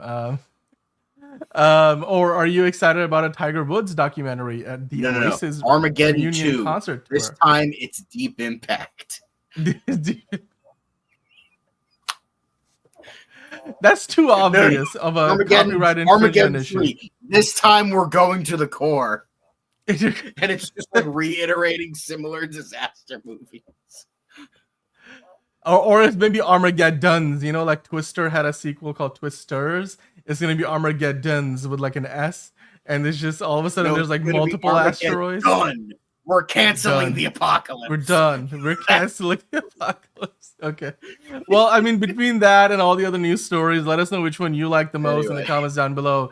Hit that like button while you're at it and hit the notification bell if you're new. If you haven't already subscribed, then what are you doing? Hit subscribe. You're here 5 days a week talking about all things from the world of Hollywood as well as DC, Marvel, and so on and so forth. Speaking of which, it's now time. It's time. is DCU Daily time. So welcome on in to another episode of DCU Daily. As always, you've got lots to talk about. Of course, there's a lot of Superman related news. We're going to talk about the future of DC Studios. Maybe, you know, is there going to be a new co-CEO potentially? Is Peter Safran going to be sticking around in the long term? And to do that and so much more, of course, I've got John with me. Which of the stories that we have today are you most excited about, John? Learning about Superman's daddy. Not his daddy, his father, because he may have been his father, but he wasn't his daddy. So we're gonna be getting into that. Also, now the basement's really starting to smell like lavender vanilla, so I'm very happy about that. So I just wanted to clarify. So the candle, it's doing its job, guys. It is doing its job. So I know you wanted an update on that, so I decided to give it. No, I am happy to hear that it smells good down there. That's definitely a big part of the experience, I can imagine.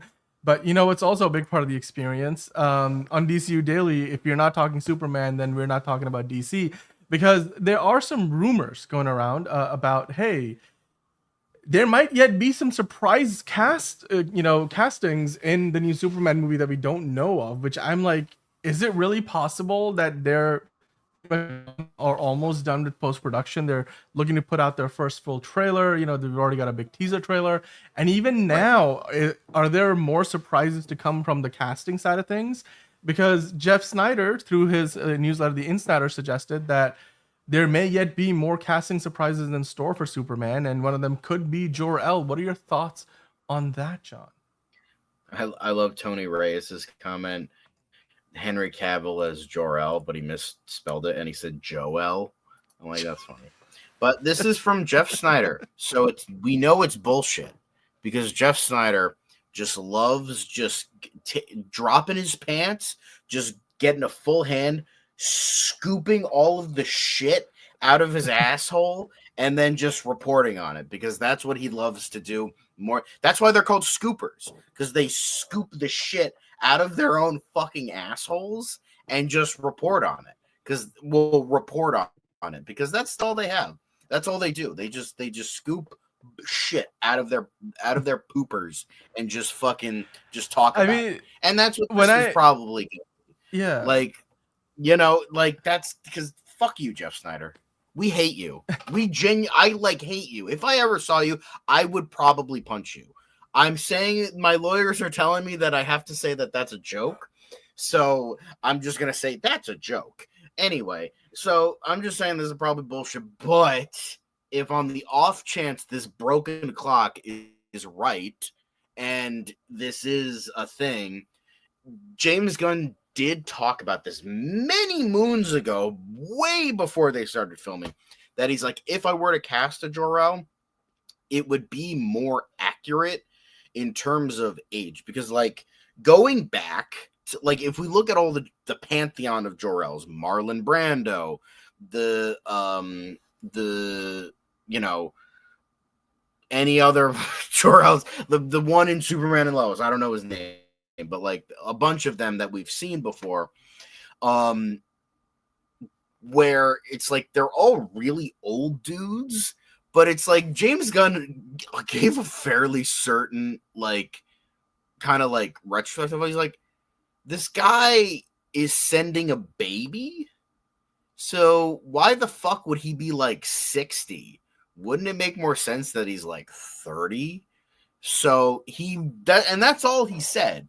So I don't think that. So my reasoning is, if they are casting Jor-El, we're probably gonna get one that's like around the same age as David Corenswet, ironically, because that's who would have sent a baby away. Because usually you start having, like, in a very traditional sense, I know this is a very traditional sense, but like late 20s, early 30s is like peak when people are starting to have babies. So like if you're sending an infant, then you're probably like around like 28, 29, 30, like around that time. And women start having like geriatric pregnancies like after 35. I know this doesn't really matter because it's aliens and it's fucking stupid shit. Who gives a fuck? But James Gunn did say, like, Jor-El would probably be in his 30s. And so that's, if this is true, we're probably, and if we are going to get a cameo, it's not true, but if we are getting this and we are going to get a Jor-El cameo, then I would imagine it's someone in their 30s. And I remember somebody saying, or somebody who at least looks like they're in their 30s, looks to pull off like someone like 35. So I remember I saw that like Jeff Snyder like made a joke like, hey, maybe it might be Chris Pratt, but it's unlikely, but it could be. So I think that would be really funny. But yeah, like whoever they get, he'll probably be like in their like 30s, but or someone like who can pull that off, because that's what goes along with what James Gunn said. So yeah, this is the thing that like, but he also said like Tom Cruise, like it literally says here he speculated. He's just fucking throwing names out there because that's what Jeff said. He's like, oh yeah, fucking Jor-El is getting a cameo. He might be played by Tom Cruise or Matt Damon, Chris, or like he's just throwing shit at a dartboard. That's all it is at this point.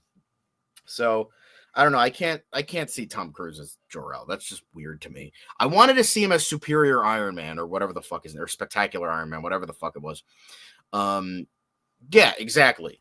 Chris Hemsworth playing his father in Star Trek. So yeah, I think. Well, I mean, I would say like by order of operations of just eliminating the obvious stuff.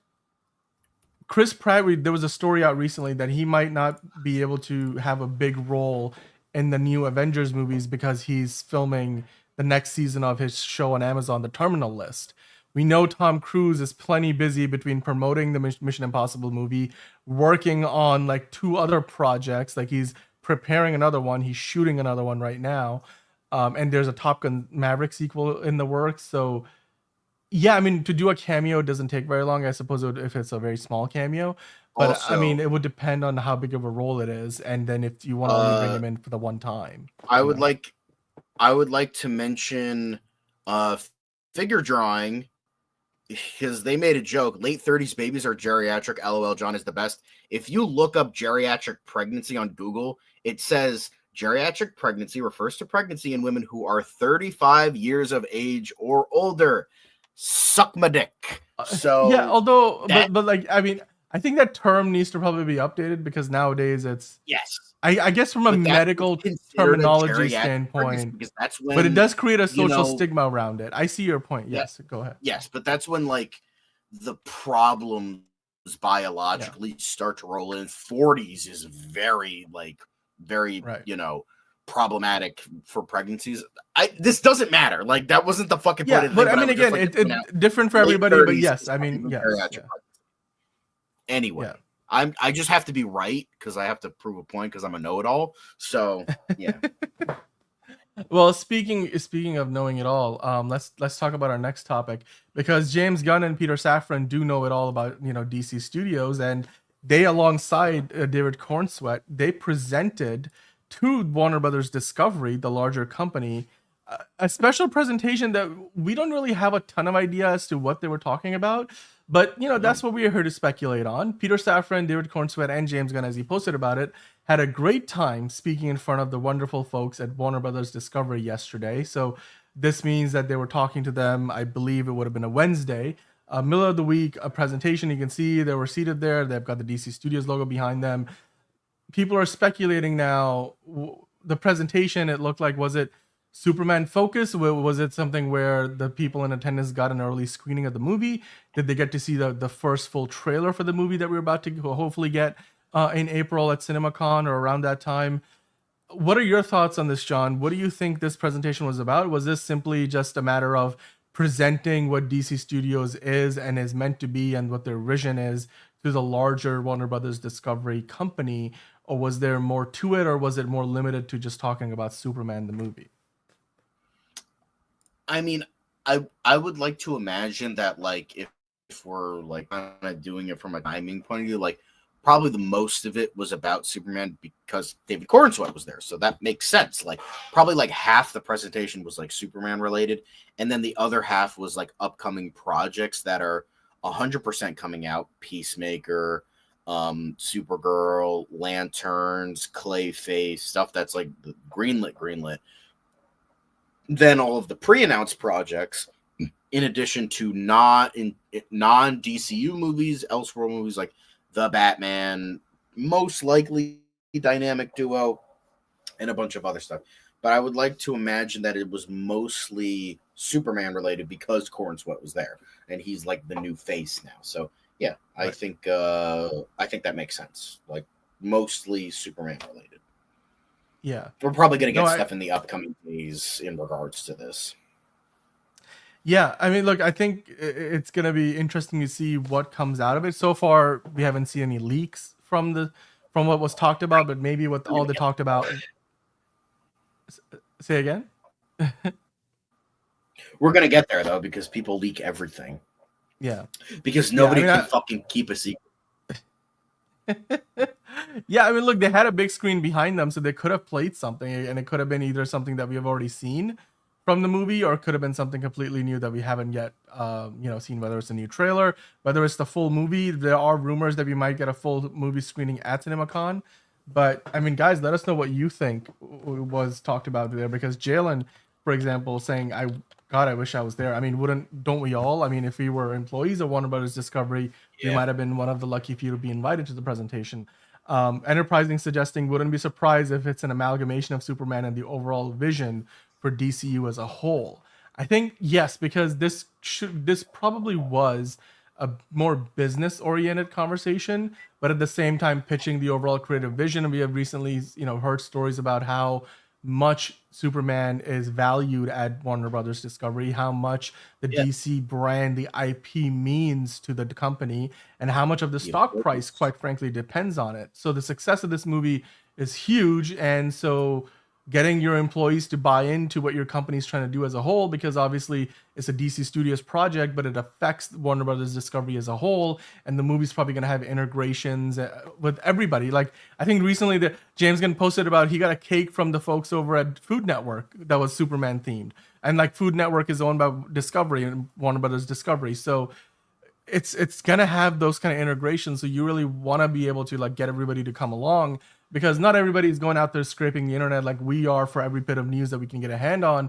Most people just think, oh yeah, there was a trailer they put out, there's a poster, great, that's all they really know. So I think doing this gives them a first-hand perspective on what the DC Studios has in mind, not only for Superman, but hopefully beyond Superman for the larger DC Studios, whether it is for the DCU or even the Elseworlds project. So to me, this sounds exciting, the fact that they were there and making this happen. I'm sure if there are more details they want to share publicly, they will. But like you said, one of the employees might, go and spill the beans online. And for all we know, it might not have been much information that we haven't already seen before. It's just now they're presenting it to the larger company with a little more nuance than maybe, us finding out through a scooper or through a trade like Deadline or Hollywood Reporter or Variety. So I'm excited for this. I mean, Ron is getting hyped for Superman. I am too. It's getting closer and closer. We're now potentially only a couple of weeks away from the next trailer dropping. So let the speculation begin as to what that will be about. We'll finally get an idea what the story for this movie is. We know of all the pieces. We just don't know how they all fit together. So let's see how that happens. Jalen is, of course, in the chat, as I mentioned earlier. But yeah, I mean, John, any other thoughts on what you think might have been mentioned here, or do you think this was pretty much all Superman focused? It's gonna be about how James Gunn is torching DC. He's gonna fucking shit the bed. It's gonna be the worst thing ever. And then Zack Snyder came in and shot him in the head right on stage, teabagged him and shit in his mouth, and he's saying the Snyderverse shall be resurrected, and then blew up the entire building while he walked away in slow motion. And it was all in black and white. It was all in black and white. It was Justice's gray. Black and white. Pointless black and white that adds nothing to the movie. Well, I mean, it's the reason why the reason why he says that it was black and white is because that's the version of the movie that existed on his hard drive for years that he used to watch before he got to finish it. So, but that's still a very eccentric reason to do a whole version of the movie in gray and like have it mastered in that. And anyway, it's, I don't know, but hey, you know, James Gunn is bringing the Super Bulge. There you go. That's probably, they definitely probably showcased that at, you know, they're like, you know, it's right there. There it is. It's right there. We're bringing that back to the DCU. That's, well, you know, that's probably was part of the conversation. And then you woke up, says Enterprising. There you go. By the way, No, Jalen Harris. That would be a nightmare. That would be a nightmare. Almost as much of a nightmare as looking at David Corn Sweat's bulge. There's the shot right there. Now I'll zoom into this. That Okay, we don't need to see Corn right there Sweat's bulge, but I'm just like, I don't know. Do we need that? Like, because it's sort of like, what function does it? okay, we won't watch the whole clip. But Yeah, by the way, Jalen, we agree with you. I think getting a quote or two in the next trailer that really sticks with the fans is going to be key, and I think that's what they're going to aim for. Any good trailer is one that is memorable and one that leaves an impression on you, and I think a good quote, some kind of soundbite from the movie, that's probably going to be a part of it. I mean, just the fact that they had like Crypto take me, or like take me home, like that stuck with fans, and that was the only piece of dialogue that we got in the first. There's literally trailer, fucking. so. You can get shirts with that shit on it. So we're probably gonna get like look up in probably like, you know, sticking with the tagline. They're probably gonna have that in a trailer. Yeah, it was gonna be like their version of "Great power comes great responsibility," like Jalen is suggesting. You'll believe a man can fly, referencing the old tagline. So, yep. That would be nice. I would love to see that. I would love to see that. By the way, guys, a lot of you guys watching, not enough likes in the video. Please do smack that like button, clobber it, smash it, do what you gotta do to it. Just hit the like button, hit that thumbs up, so that way it helps us out. It's a one click for you, but it really, you know, makes a big difference for us on the channel. It puts us out in front of more people. And you know, we've got a great community here. We'd love to continue building it. So hit that like button while you're at it. And yeah, I mean, Ron's saying, I'm sure Henry Cavill fantasizes about other things, and you know, that doesn't have anything to do with David Cornsweat's underwear. This man, he fucking doesn't give two flying fucks about this shit anymore because he's moved on. Unlike, you know, he's in Australia. He's got other stuff going on.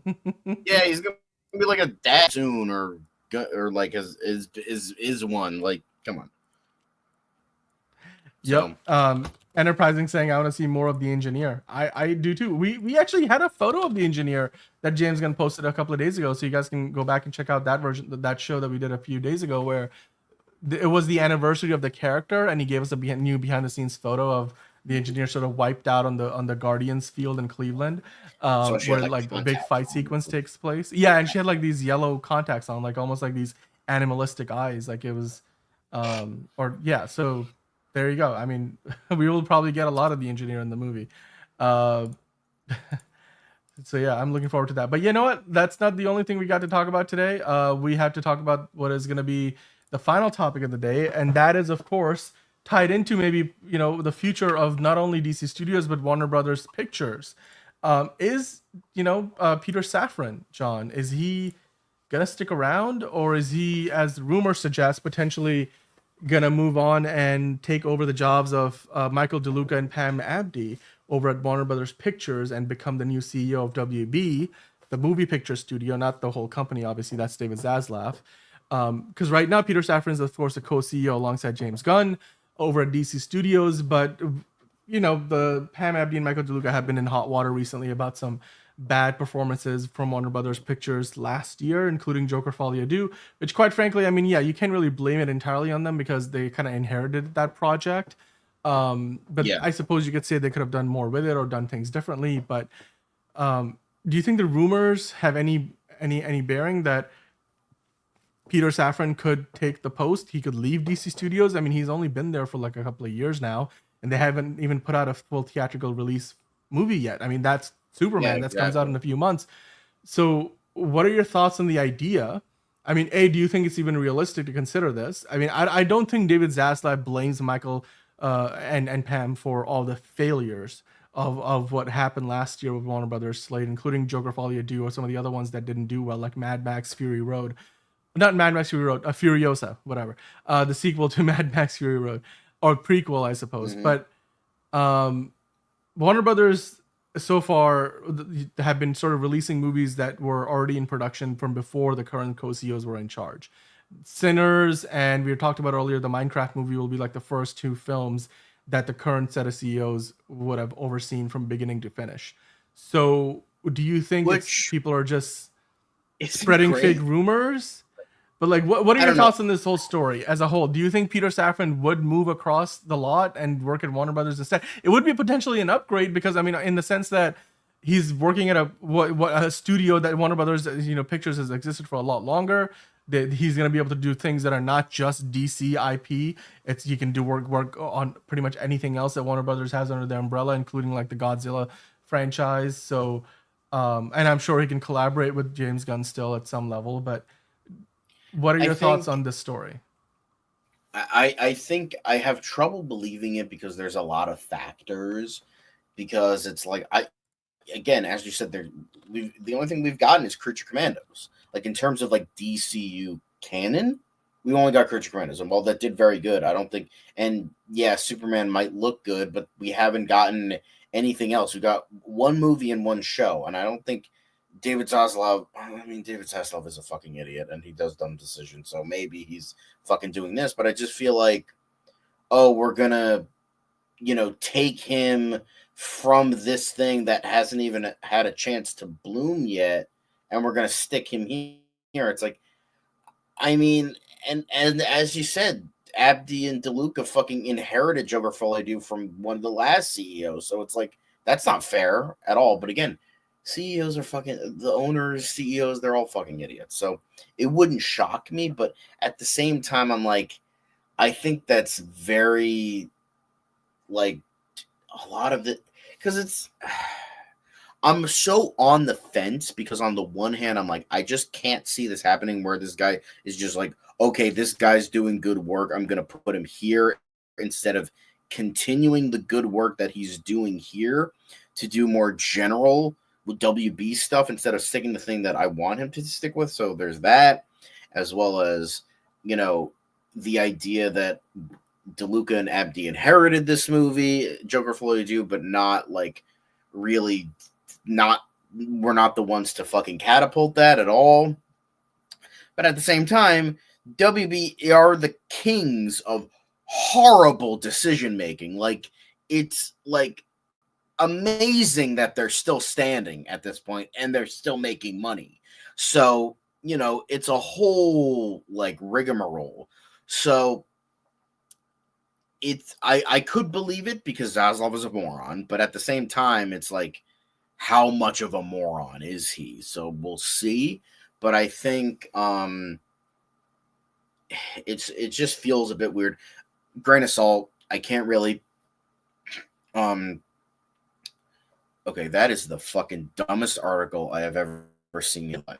It just goes to show this fucking website is so fucking stupid. So there's that as well. Grain of salt. I don't think if they're looking for someone new, I think Peter Safran would say no and stick with DC, and then they'll look for outside sources if they are looking for someone new. But I don't think they're looking for someone new. I think they're just going to continue the course with how they're going. But that's just my thoughts on it. So Jeff Snyder's not your cup of tea, but he was kind of saying the same thing as you. Like, it doesn't make any sense to him. And one of the things he mentioned when he was trying to like make sense of this potential, because this was in the Puck News. Puck News is what broke this report. Basically, again, even they said that this is not exactly like fact that's written in sand, but then Jeff Snyder was trying to figure out like why this would even be the case, and when he was doing the math in his head, he said, look, the number 3 at DC Studio is basically the one behind Peter Safran and James Gunn, Chantal Nong. She's not really quite ready to replace Peter Safran in the capacity of a co-CEO. So, and I don't, it doesn't really feel like she would be necessarily the best fit alongside Gunn. Peter Safran and James Gunn sort of came in as a package deal for a very specific reason because they have that rapport. Too. So you can't just like pluck one out of the pair and then just stick somebody else in there and then hope that everything works the way that it did before. So yeah, I mean, Peter Safran is a producer that Warner Brothers trust handily. they obviously love the man and the work that he does. And sure, their slate of movies at Warner Brothers might do better under his guidance, but also Pam Abdi and Michael DeLuca rebuilt MGM when it was like coming out of bankruptcy, and then they took on the position at Warner Brothers. They've been shepherding a lot of the projects they inherited, but now I think if David Zaslav is really a good businessman, which I mean, you know, his resume would say so, considering what he has done with Discovery as a company to the point where they bought Warner Brothers, not the other way around. Discovery bought Warner Brothers. Like, you wouldn't have imagined that was possible 10, 15 years ago. So I don't think he looks at the failures of the last year's movies and says this is on those two guys, right? It's the co-CEOs of Warner Brothers. They took on a lot of projects that they kind of took on some bad ones. The previous leadership wasn't doing the best job, but I think they should be more evenly judged based on how Sinners and the Minecraft movie and then everything else moving forward does, including like Dune Messiah, for example. So yeah, and then, you know, Peter Safran and James Gunn have only just started. Like you said, most everything that they've put together so far hasn't been released yet. We've only gotten Creature Commandos. I mean, and everything else that's come out under DC Studios banner so far has been only just indirectly associated with them. They haven't really had a ton of input on it. And there were like Elseworlds projects, like the first true theatrical release is Superman, then Supergirl. You got Lanterns in production. Once all of that comes out, I mean, for all we know, Peter Safran and James Gunn might not be the best fit for DC, and no less Warner Brothers. So if all of that fails, but I mean, chances are it's not. So let's see what happens. Just because Kevin Feige does a great job at Marvel Studios doesn't mean they all of a sudden take him and put him in charge of Lucasfilm or put him in charge of Walt Disney Studios, right? Like they're good at what they do, but that doesn't mean they need to be doing everything else. And I think DC Studios would suffer as a result of that if you all of a sudden took 50% of that co-CEO group and then plucked them and put them somewhere else.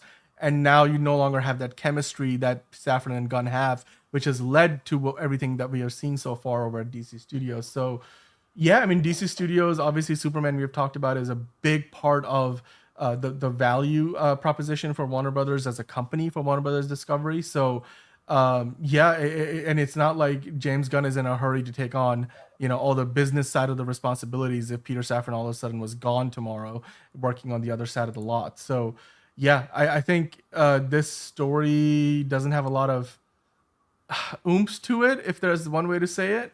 But it would certainly be interesting to see how things play out, of course. I suppose if Peter Safran sees himself as capable enough to do both jobs, that might be one thing. But then you're talking about, again, kind of diluting how all of these pieces fit together, like DC Studios and Warner Brothers Pictures all of a sudden will feel like they're under the same umbrella again.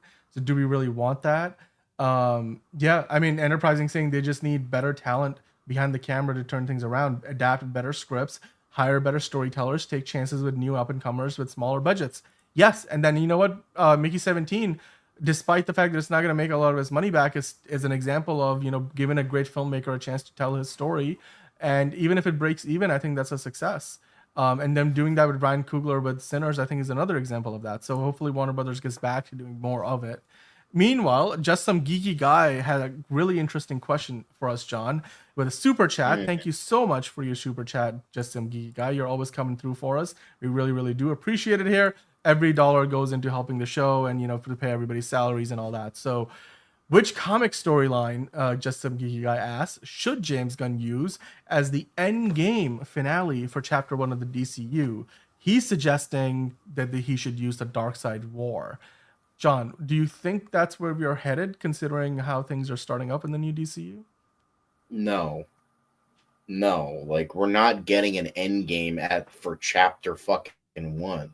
That would be ridiculous, because like for the stuff we have now already, he said this is like half of Chapter 1. So like, why would we get something endgame related at the end of Chapter 1? That should be at the end of like Chapter fucking 5 or Chapter 10. Like, I don't think, and then on top of the fact, I'm so fucking sick of New Gods shit. Like, I'm sick of it. Like, I'm genuinely, like, I don't think we should fucking use Darkseid. You know what? Exactly. Ron, thank you. Fucking somebody with goddamn sense. Thank you. Finally, some good fucking food. Alex Ross Justice would be perfect, because that is an all-encompassing story that includes a lot of the DC universe and would include like just the fucking Legion of Doom. Just fucking do the Legion of Doom. I don't know why that's so Legion of Doom, Injustice Gang, Injustice League, whatever you want to fucking call it. Just a bunch of villains getting together and being like, you know what? Fuck these guys. We're gonna fucking be better heroes than they ever were because of a fucking nightmare we all have. Boom. I'd love to see it. That's the shit I want to see. New Gods should be way in the future. Like, that was another thing I didn't like about the DC AMU was the thing I didn't like about the DC AMU was like we fucking in Justice League War, we immediately got Darkseid. Like, Darkseid should be like the final threat, not even the Thanos level threat, because we're already getting more threats after the fact. I mean, Darkseid should be actually like final shit. That we shouldn't be bringing Darkseid for like a Superman villain. We shouldn't be bringing him in for like anything like this. Forever Evil. I would say Forever Evil, but that is a little bit awkward now because with this Ultraman character, well, that brings a whole bunch of, then that brings in multiverse dynamics, and people are kind of getting sick of that shit. I would love to personally, I would love to see Forever Evil because I think that's a really good. From what I've heard, that's a great storyline. I've read a little bit of it. I didn't finish it, but like again, I'm a busybody, so I like read this thing and then I read this thing and then I never finish anything. But like, I mean, I've been saying the same fucking thing. Like the first Justice League movie we got, hell, even Nando V Movies had a really good video on it. Like, here's how I would have done Justice League, and he did the Legion of Doom. Forever Evil is a awkward thing because I would love to see Forever Evil. Plus, you could introduce my girl Jessica Cruz in there, but I don't think they would introduce another Green Lantern at this point. But with Forever Evil, people are getting sick of multiverse stuff. They're like, okay, we got like one really good thing, and then we got like 17 horrible projects of like multiverse stuff, and now people are sick of it. So I don't think, yes, Trinity War would be great. Hell, even the Sinestro Corps War, I think, would be really interesting.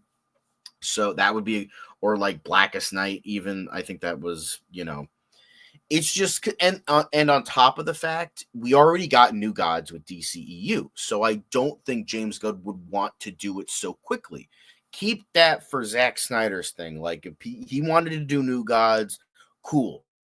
And I don't mind seeing New Gods eventually, just not so soon after Zack Snyder's Justice League and the Snyderverse and the DCEU, but like just. And on top of the fact, I just think it's too soon to introduce something like Fourth World when we're only barely like scraping by a couple movies in.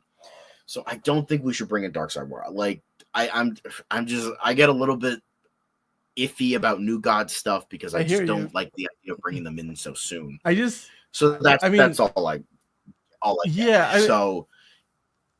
I don't think we're gonna. I know he said he's gonna have an endgame-esque finale for the end of chapter 1. I know that, I am aware of that, but in terms of like, first of all, I think that's kind of a dumb idea because stop fucking trying to copy Marvel. Even you said we're not trying to copy Marvel, so don't copy Marvel with Endgame. So, I mean, yes, that's what we've been fan casting for so long. We've been like, when there's not enough DC stuff. Get out the fan casting of Justice League International. Because, I mean, that makes sense. We have so many of them, right? We have Guy Gardner. We have Batman. We're, like, they're kind of referencing other stuff, like, that we might get. We've gotten Dr. Fate in the past. So, like, yeah, I think Imperiex could be interesting. He's kind of similar to Darkseid, but, like, not quite, because he's, like, the whole... like idea of like universe entropy, so that's a whole nother mess, but like you could probably make it work and maybe simplify it. But I just think there's a lot of really good villains. Fucking have the Shagan. Fuck it, I'll see him, or like Amazo, or who's another really good Justice League villain that's like not like Darkseid. Like, maybe you can make Brainiac a Justice League villain. I wouldn't mind seeing Vandal Savage, but that might be a bit early. Vandal Savage would be great. Fucking get like Javier Bardem as Vandal Savage. Boom. There you go. Perfect cast. Yeah, that'd be great. Yeah. There we go. Boom. Awesome. Great. Or Benicio del Toro. Boom. There you go. Another one. I'm just throwing them out there. But yeah, I would just like to see stuff like that. Despero could be good, although the Arrowverse kind of ruined him already, so they might not want to do that yet. But Vandal Savage is great. I don't know, Ra's al Ghul could be a Justice League threat. He was the whole thing of Tower of Babel in the comics, so you could probably make that work. There's a lot of just like Darkseid and Brainiac shouldn't be the only Justice League villain, because the problem with Brainiac, I want to see Brainiac, mainly Superman fight Brainiac, because I feel like Brainiac has been in a lot of the games. Like he was in Kill the Justice League, he was in Injustice 2, like he's been in a whole bunch of stuff. So it's like the video games use him a lot, so I don't know if that's good, but it's a whole mess. But I just think there's better ideas than Darkseid War. I wouldn't mind seeing Darkseid War just way in the future. Maybe like if the Earth is still here and there's still a movie industry like 20 years from now, and they're still doing the superhero thing and we still have this shit going on, I would say do it then. Like 15, 20 years down the line, then do New Gods and then do that. So yeah. I mean, Crisis. Yeah, Crisis is a whole thing. Crisis on Infinite Earths. Obviously, that's a thing to go with. Anti-Monitor. Yeah, that's understandable. So, but again, that's like maybe like Darkseid would be like 15 years. Anti-Monitor would be like 20 to 25 years. Boom. There we go. If we're still fucking treading water here. But yeah, I just think that there's better villains. I don't think they would go for Darkseid that quickly. I just want to see Legion do kind of like how I want to see the Rogues, the Flash fight the Rogues. Like, I don't know why that's so fucking difficult. Just like team of villains fighting Flash. Boom. There we go. Perfect. I don't know why you're so fucking afraid of the Rogues. Goddamn.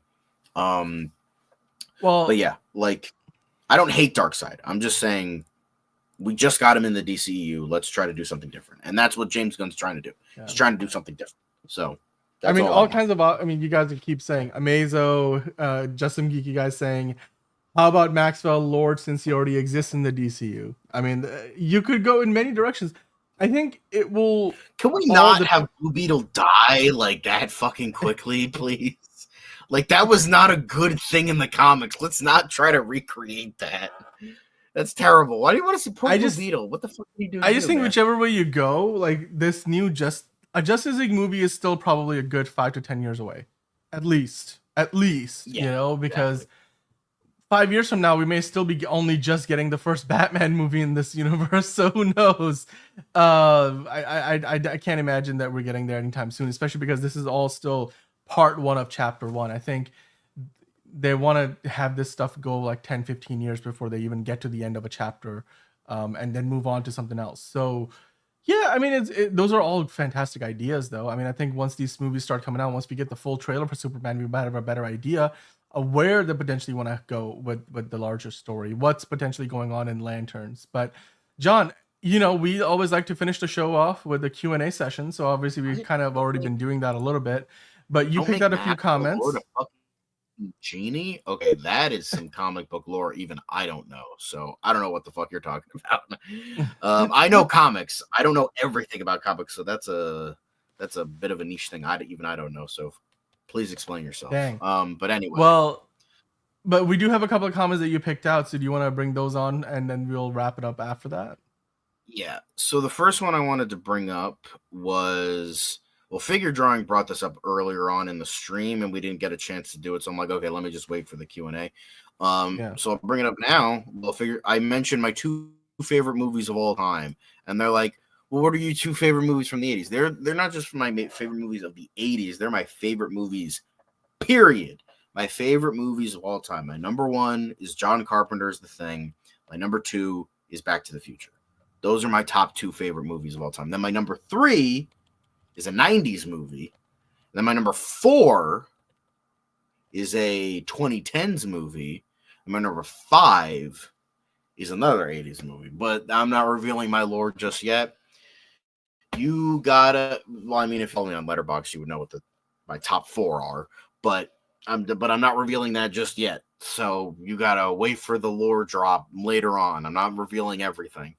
So yeah. There's that. So my top 2 favorite are those films, great films.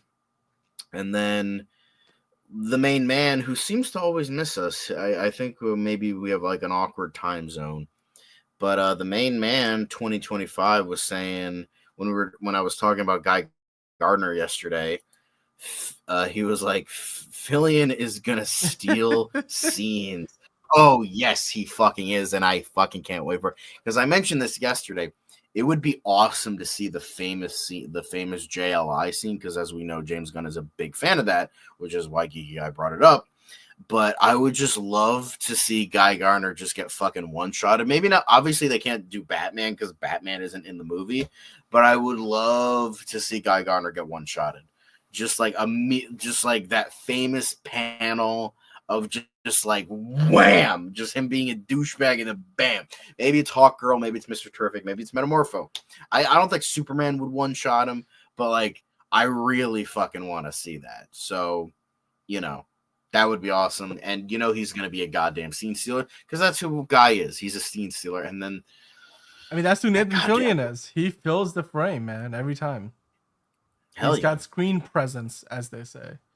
I agree with you. I think Nathan Fillion is gonna do his thing. And yeah, we go back to last summer. The behind the scenes stuff was pretty fantastic.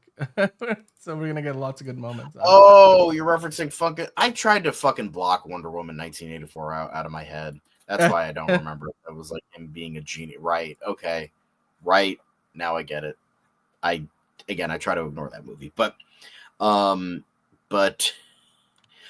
Warworld saga could be really interesting. Like have that be like a 2-parter. That would be awesome because they kind of fucked that up for the animated Tomorrow universe. Yeah, but dude, if the rumors are true for what they're trying to do with Doomsday and Secret Wars, I think there's going to be a lot of like, oh, Marvel just did this, you're just copying them. So they might want to rethink that. Or again, I don't think they have all these plans completely solidified yet. So yeah, I don't know, because again, in the comics you copy a lot of things, but most people don't read the comics. So what we don't want to have happen is the average audience is like, oh yeah, you know what, it looks like Marvel, and then the nerds come out and be like, well, technically, but like actually, yeah, it's just we don't want to like start that conversation. There's so many other stories you can do where you do not need to draw that comparison, but I wouldn't mind seeing them do War World. That'd be nice. I enjoyed seeing that in the animated movies. Yeah. So. But hey, guys, that's is that it? Is that for those are all the comments we got? No, there's one more. It's a bit of a long comment, but this was from a couple weeks ago. We were gonna do it, but then we just didn't have the time for one of them. But this was from 2 weeks ago, but I wanted to bring it back in because it was an interesting thing to state, and I kind of wanted to talk about it. But Hermosa Faye Catolaica, I don't know if I'm pronouncing that right. But they were talking about when it was announced what they wanted to do each year, when that big fucking press release of everything, where they're like DCU plans 3 films a year and 4 shows a year. That sounds like a we need content for Max plan more than anything else. This is the mindset that killed Star Wars and mortally wounded the MCU. Why would you still want to go forward with it? I kind of agree with that. It just sounds too much like but again, like action movies, 4 animated movies, and 4 shows. It's too much. In addition, so how are we talking with 4 shows? Are we talking about 4 TV shows in general, or do you want to introduce 4 TV shows each year? That's a lot. No. I don't. I think they said 4 in total. And I don't even think, I think they said 4 in total. It wasn't like they were going to do like, we're going to do 4 Lanterns level shows a year. And I don't think they were saying we're going to do 4 live action Superman level movies a year. I think the total output, when you think about it, most studios, like if DC Studios is going to be a proper studio, like a Warner Brothers Pictures, like a Marvel Studios, like a, Universal Pictures, you can't just put out 4 things a year. I think what they're talking about is holistically overall, because DC Studios banner will be attached to everything DC related, not just DCU stuff. So I think what they're talking about is, like, for example, the Starfire TV show, like My Adventures with Green Lantern, like those kind of things will count in that number count, whatever the goal is for movies and TV shows. 4 shows a year could be you get 1 Lantern show, 1 Peacemaker show, and then a couple of animated ones.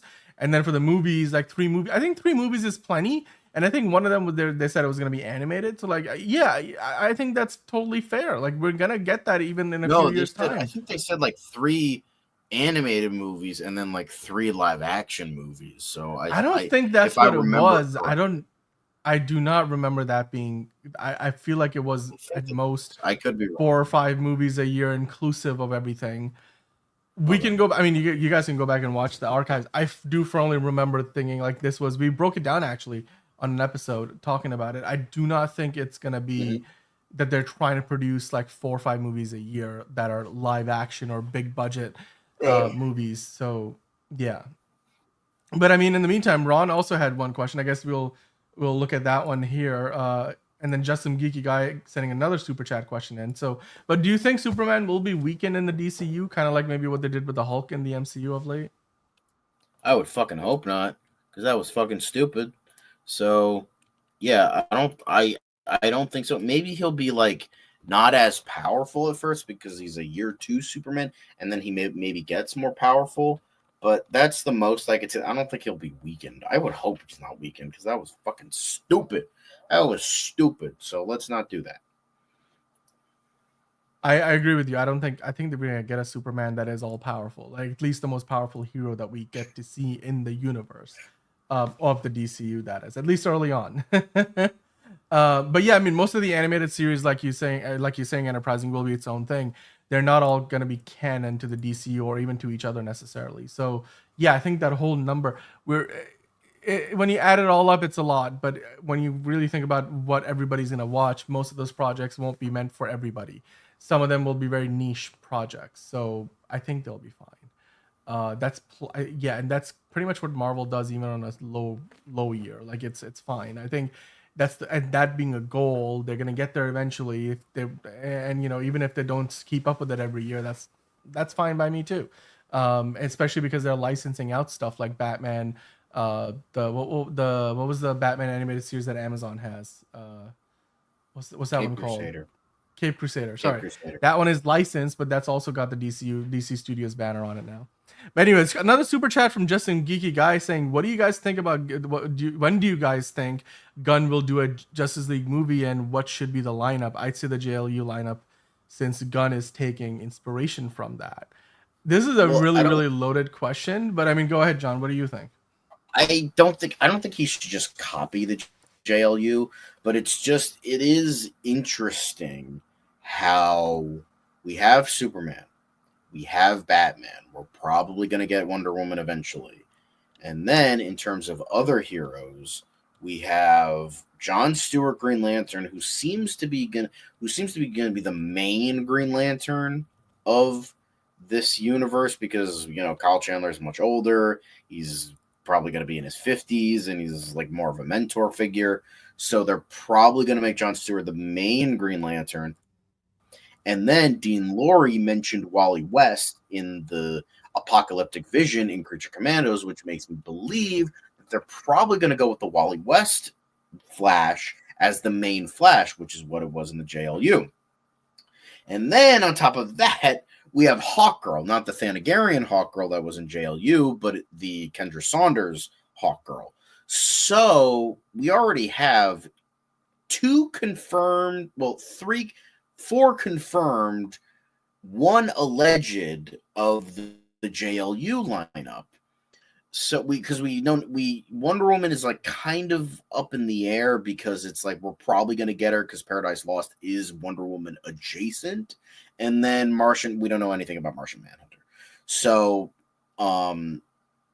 it's unlikely. I mean, I don't think he would want to just copy that, but it wouldn't shock me that he would go with the JLU lineup. But even then, I would probably want him to go with I prefer the original 7, but if we're going with the original 7, look at those confirmed. Superman and Batman are confirmed, and that's it. Like, because Wonder Woman, again, is up in the air. Aquaman is not even confirmed. Like, Barry Allen's not even confirmed. Hal Jordan is confirmed, but he's older. And then Martian Manhunter's not confirmed. And so, it's just who knows? I think he'll go with like. I don't think he's going to go with the OG7. I don't think he's going to go with the JLU, because my personal theory, is that after the events of Superman, we're going to be getting a more comic accurate Terrifics, because personally, I think Hawkgirl is going to go to the Authority. I think they're going to, like, when that eventually comes out, Hawkgirl's going to go to the Authority and replace the Swift character, because Swift and Hawkgirl are very similar and next to nothing is known about the character of Swift. So, and they're both like hawk bird-like beings, so they're probably just going to use Hawkgirl instead because she's a more popular character and people know who she is. And Guy Gardner is probably going to either go to the Justice League International or get kicked out because he's Guy Gardner. And then Mr. Terrific and Metamorpho, which are the comic accurate Terrifics, are going to get more of that team Plastic Man and maybe someone similar to Phantom Girl, because Phantom Girl would bring up a whole fucking can of worms that they don't want to bring up. So that's kind of my theory. So I think we're going to be getting JLI. Like Terrifics are going to be like a stag thing. Like, even though it's pretty much confirmed that they're Maxwell Lord because they have the logo on the chest. So I think like they're going to go to like Mr. Terrific is like, fuck you, Maxwell Lord. I'm going to Stag. And then like Metamorpho follows him or something, because Stag did technically create Metamorpho, I think, in the comics. So there's that. So I think then they're going to create the comic accurate team, and then Maxwell Lord is like, okay, I still have Guy Gardner, and then, you know, Hawkgirl fucks off to the Authority. So he's going to rebuild the ground up. He's probably going to bring in Superman in there. He's probably going to bring in, it's unlikely we're going to get Captain Marvel because we just got Shazam, and, you know, they want to distance themselves from Zachary Levi being a fucking nutcase.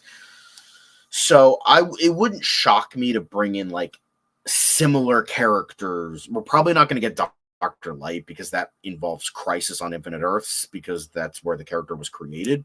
So there's a whole rigmarole in terms of JLI, but I think we're going to be getting, if we're going to be getting a Justice League movie, I think we're going to be getting something closer to JLI mixed in with the original 7 members and the alternate JLU version. So we're kind of going to be getting an amalgamation of all 3 of those, if I were to guess.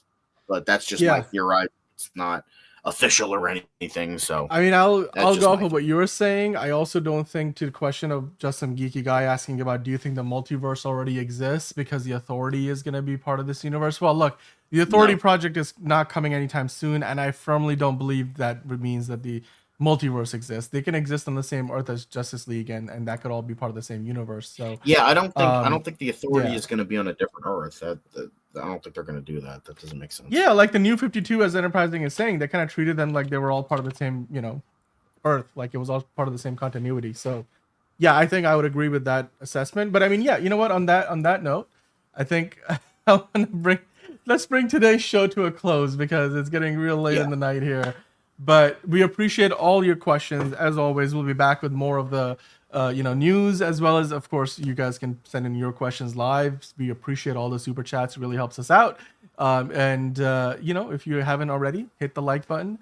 We can dive into the Justice League lineup question, tomorrow again, because I think there's a longer conversation and you can add more into it because there's so many characters. I mean, we don't even have our Batman yet in this universe. I'm sure that's going to be a part of the Justice League. So yeah, but I mean, thank you so much for everybody. Just some geeky guy with all your super chats. Enterprising, Ron, Nico, more Katna, of course, Caleb, as always, hanging out on the chat. Jalen in the chat.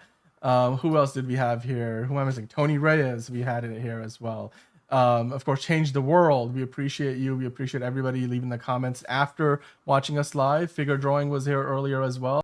If you're still watching, thanks for hanging around. And as always, Steven, you were here for a bit as well. We appreciate you. You'll get to see Fiona back. Not Fiona, Liz back on the show tomorrow. Fiona will be gone for a while. She's working in France right now.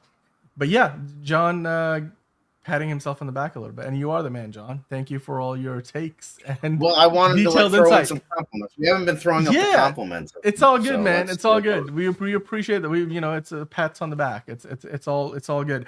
But yeah, the Justice League in this universe is gonna be like a JLU level team where you're not just getting the OG 7. You're probably gonna get way more than that because there's so many characters. You'll probably have multiple teams, but you also can't at the same time have like 7 teams running around because then it's like how many threats are they going to deal with? Why don't you just call one of them over? Do you really need 5 teams? So I'm sure they'll simplify things a little bit, but at the same time, I don't think we're getting anywhere close to a Justice League movie anytime soon because they have to establish all these characters first and foremost, including the Authority, which it's really far away. It seems like they haven't quite figured that one out yet. So because they said that some of the elements of that kind of made it into Superman, so they're retooling it a little bit. So we'll see. But you know what? As always, thank you for watching and thank you for commenting. Thank you for hitting the like button if you have. If you haven't, please do so now. If you are new, then just know that we are here 5 days a week. So do hit the subscribe button because that way you can get your DCU daily fix Monday through Friday. We sometimes even do stuff on the weekends, depending on if there's some kind of special event going on. We'll cover the breaking news. We'll talk about, other things like rumors and give our take on it. Let's do your questions with the Q&A session. Of course, hit the like button, hit the notification bell so you know when we go live.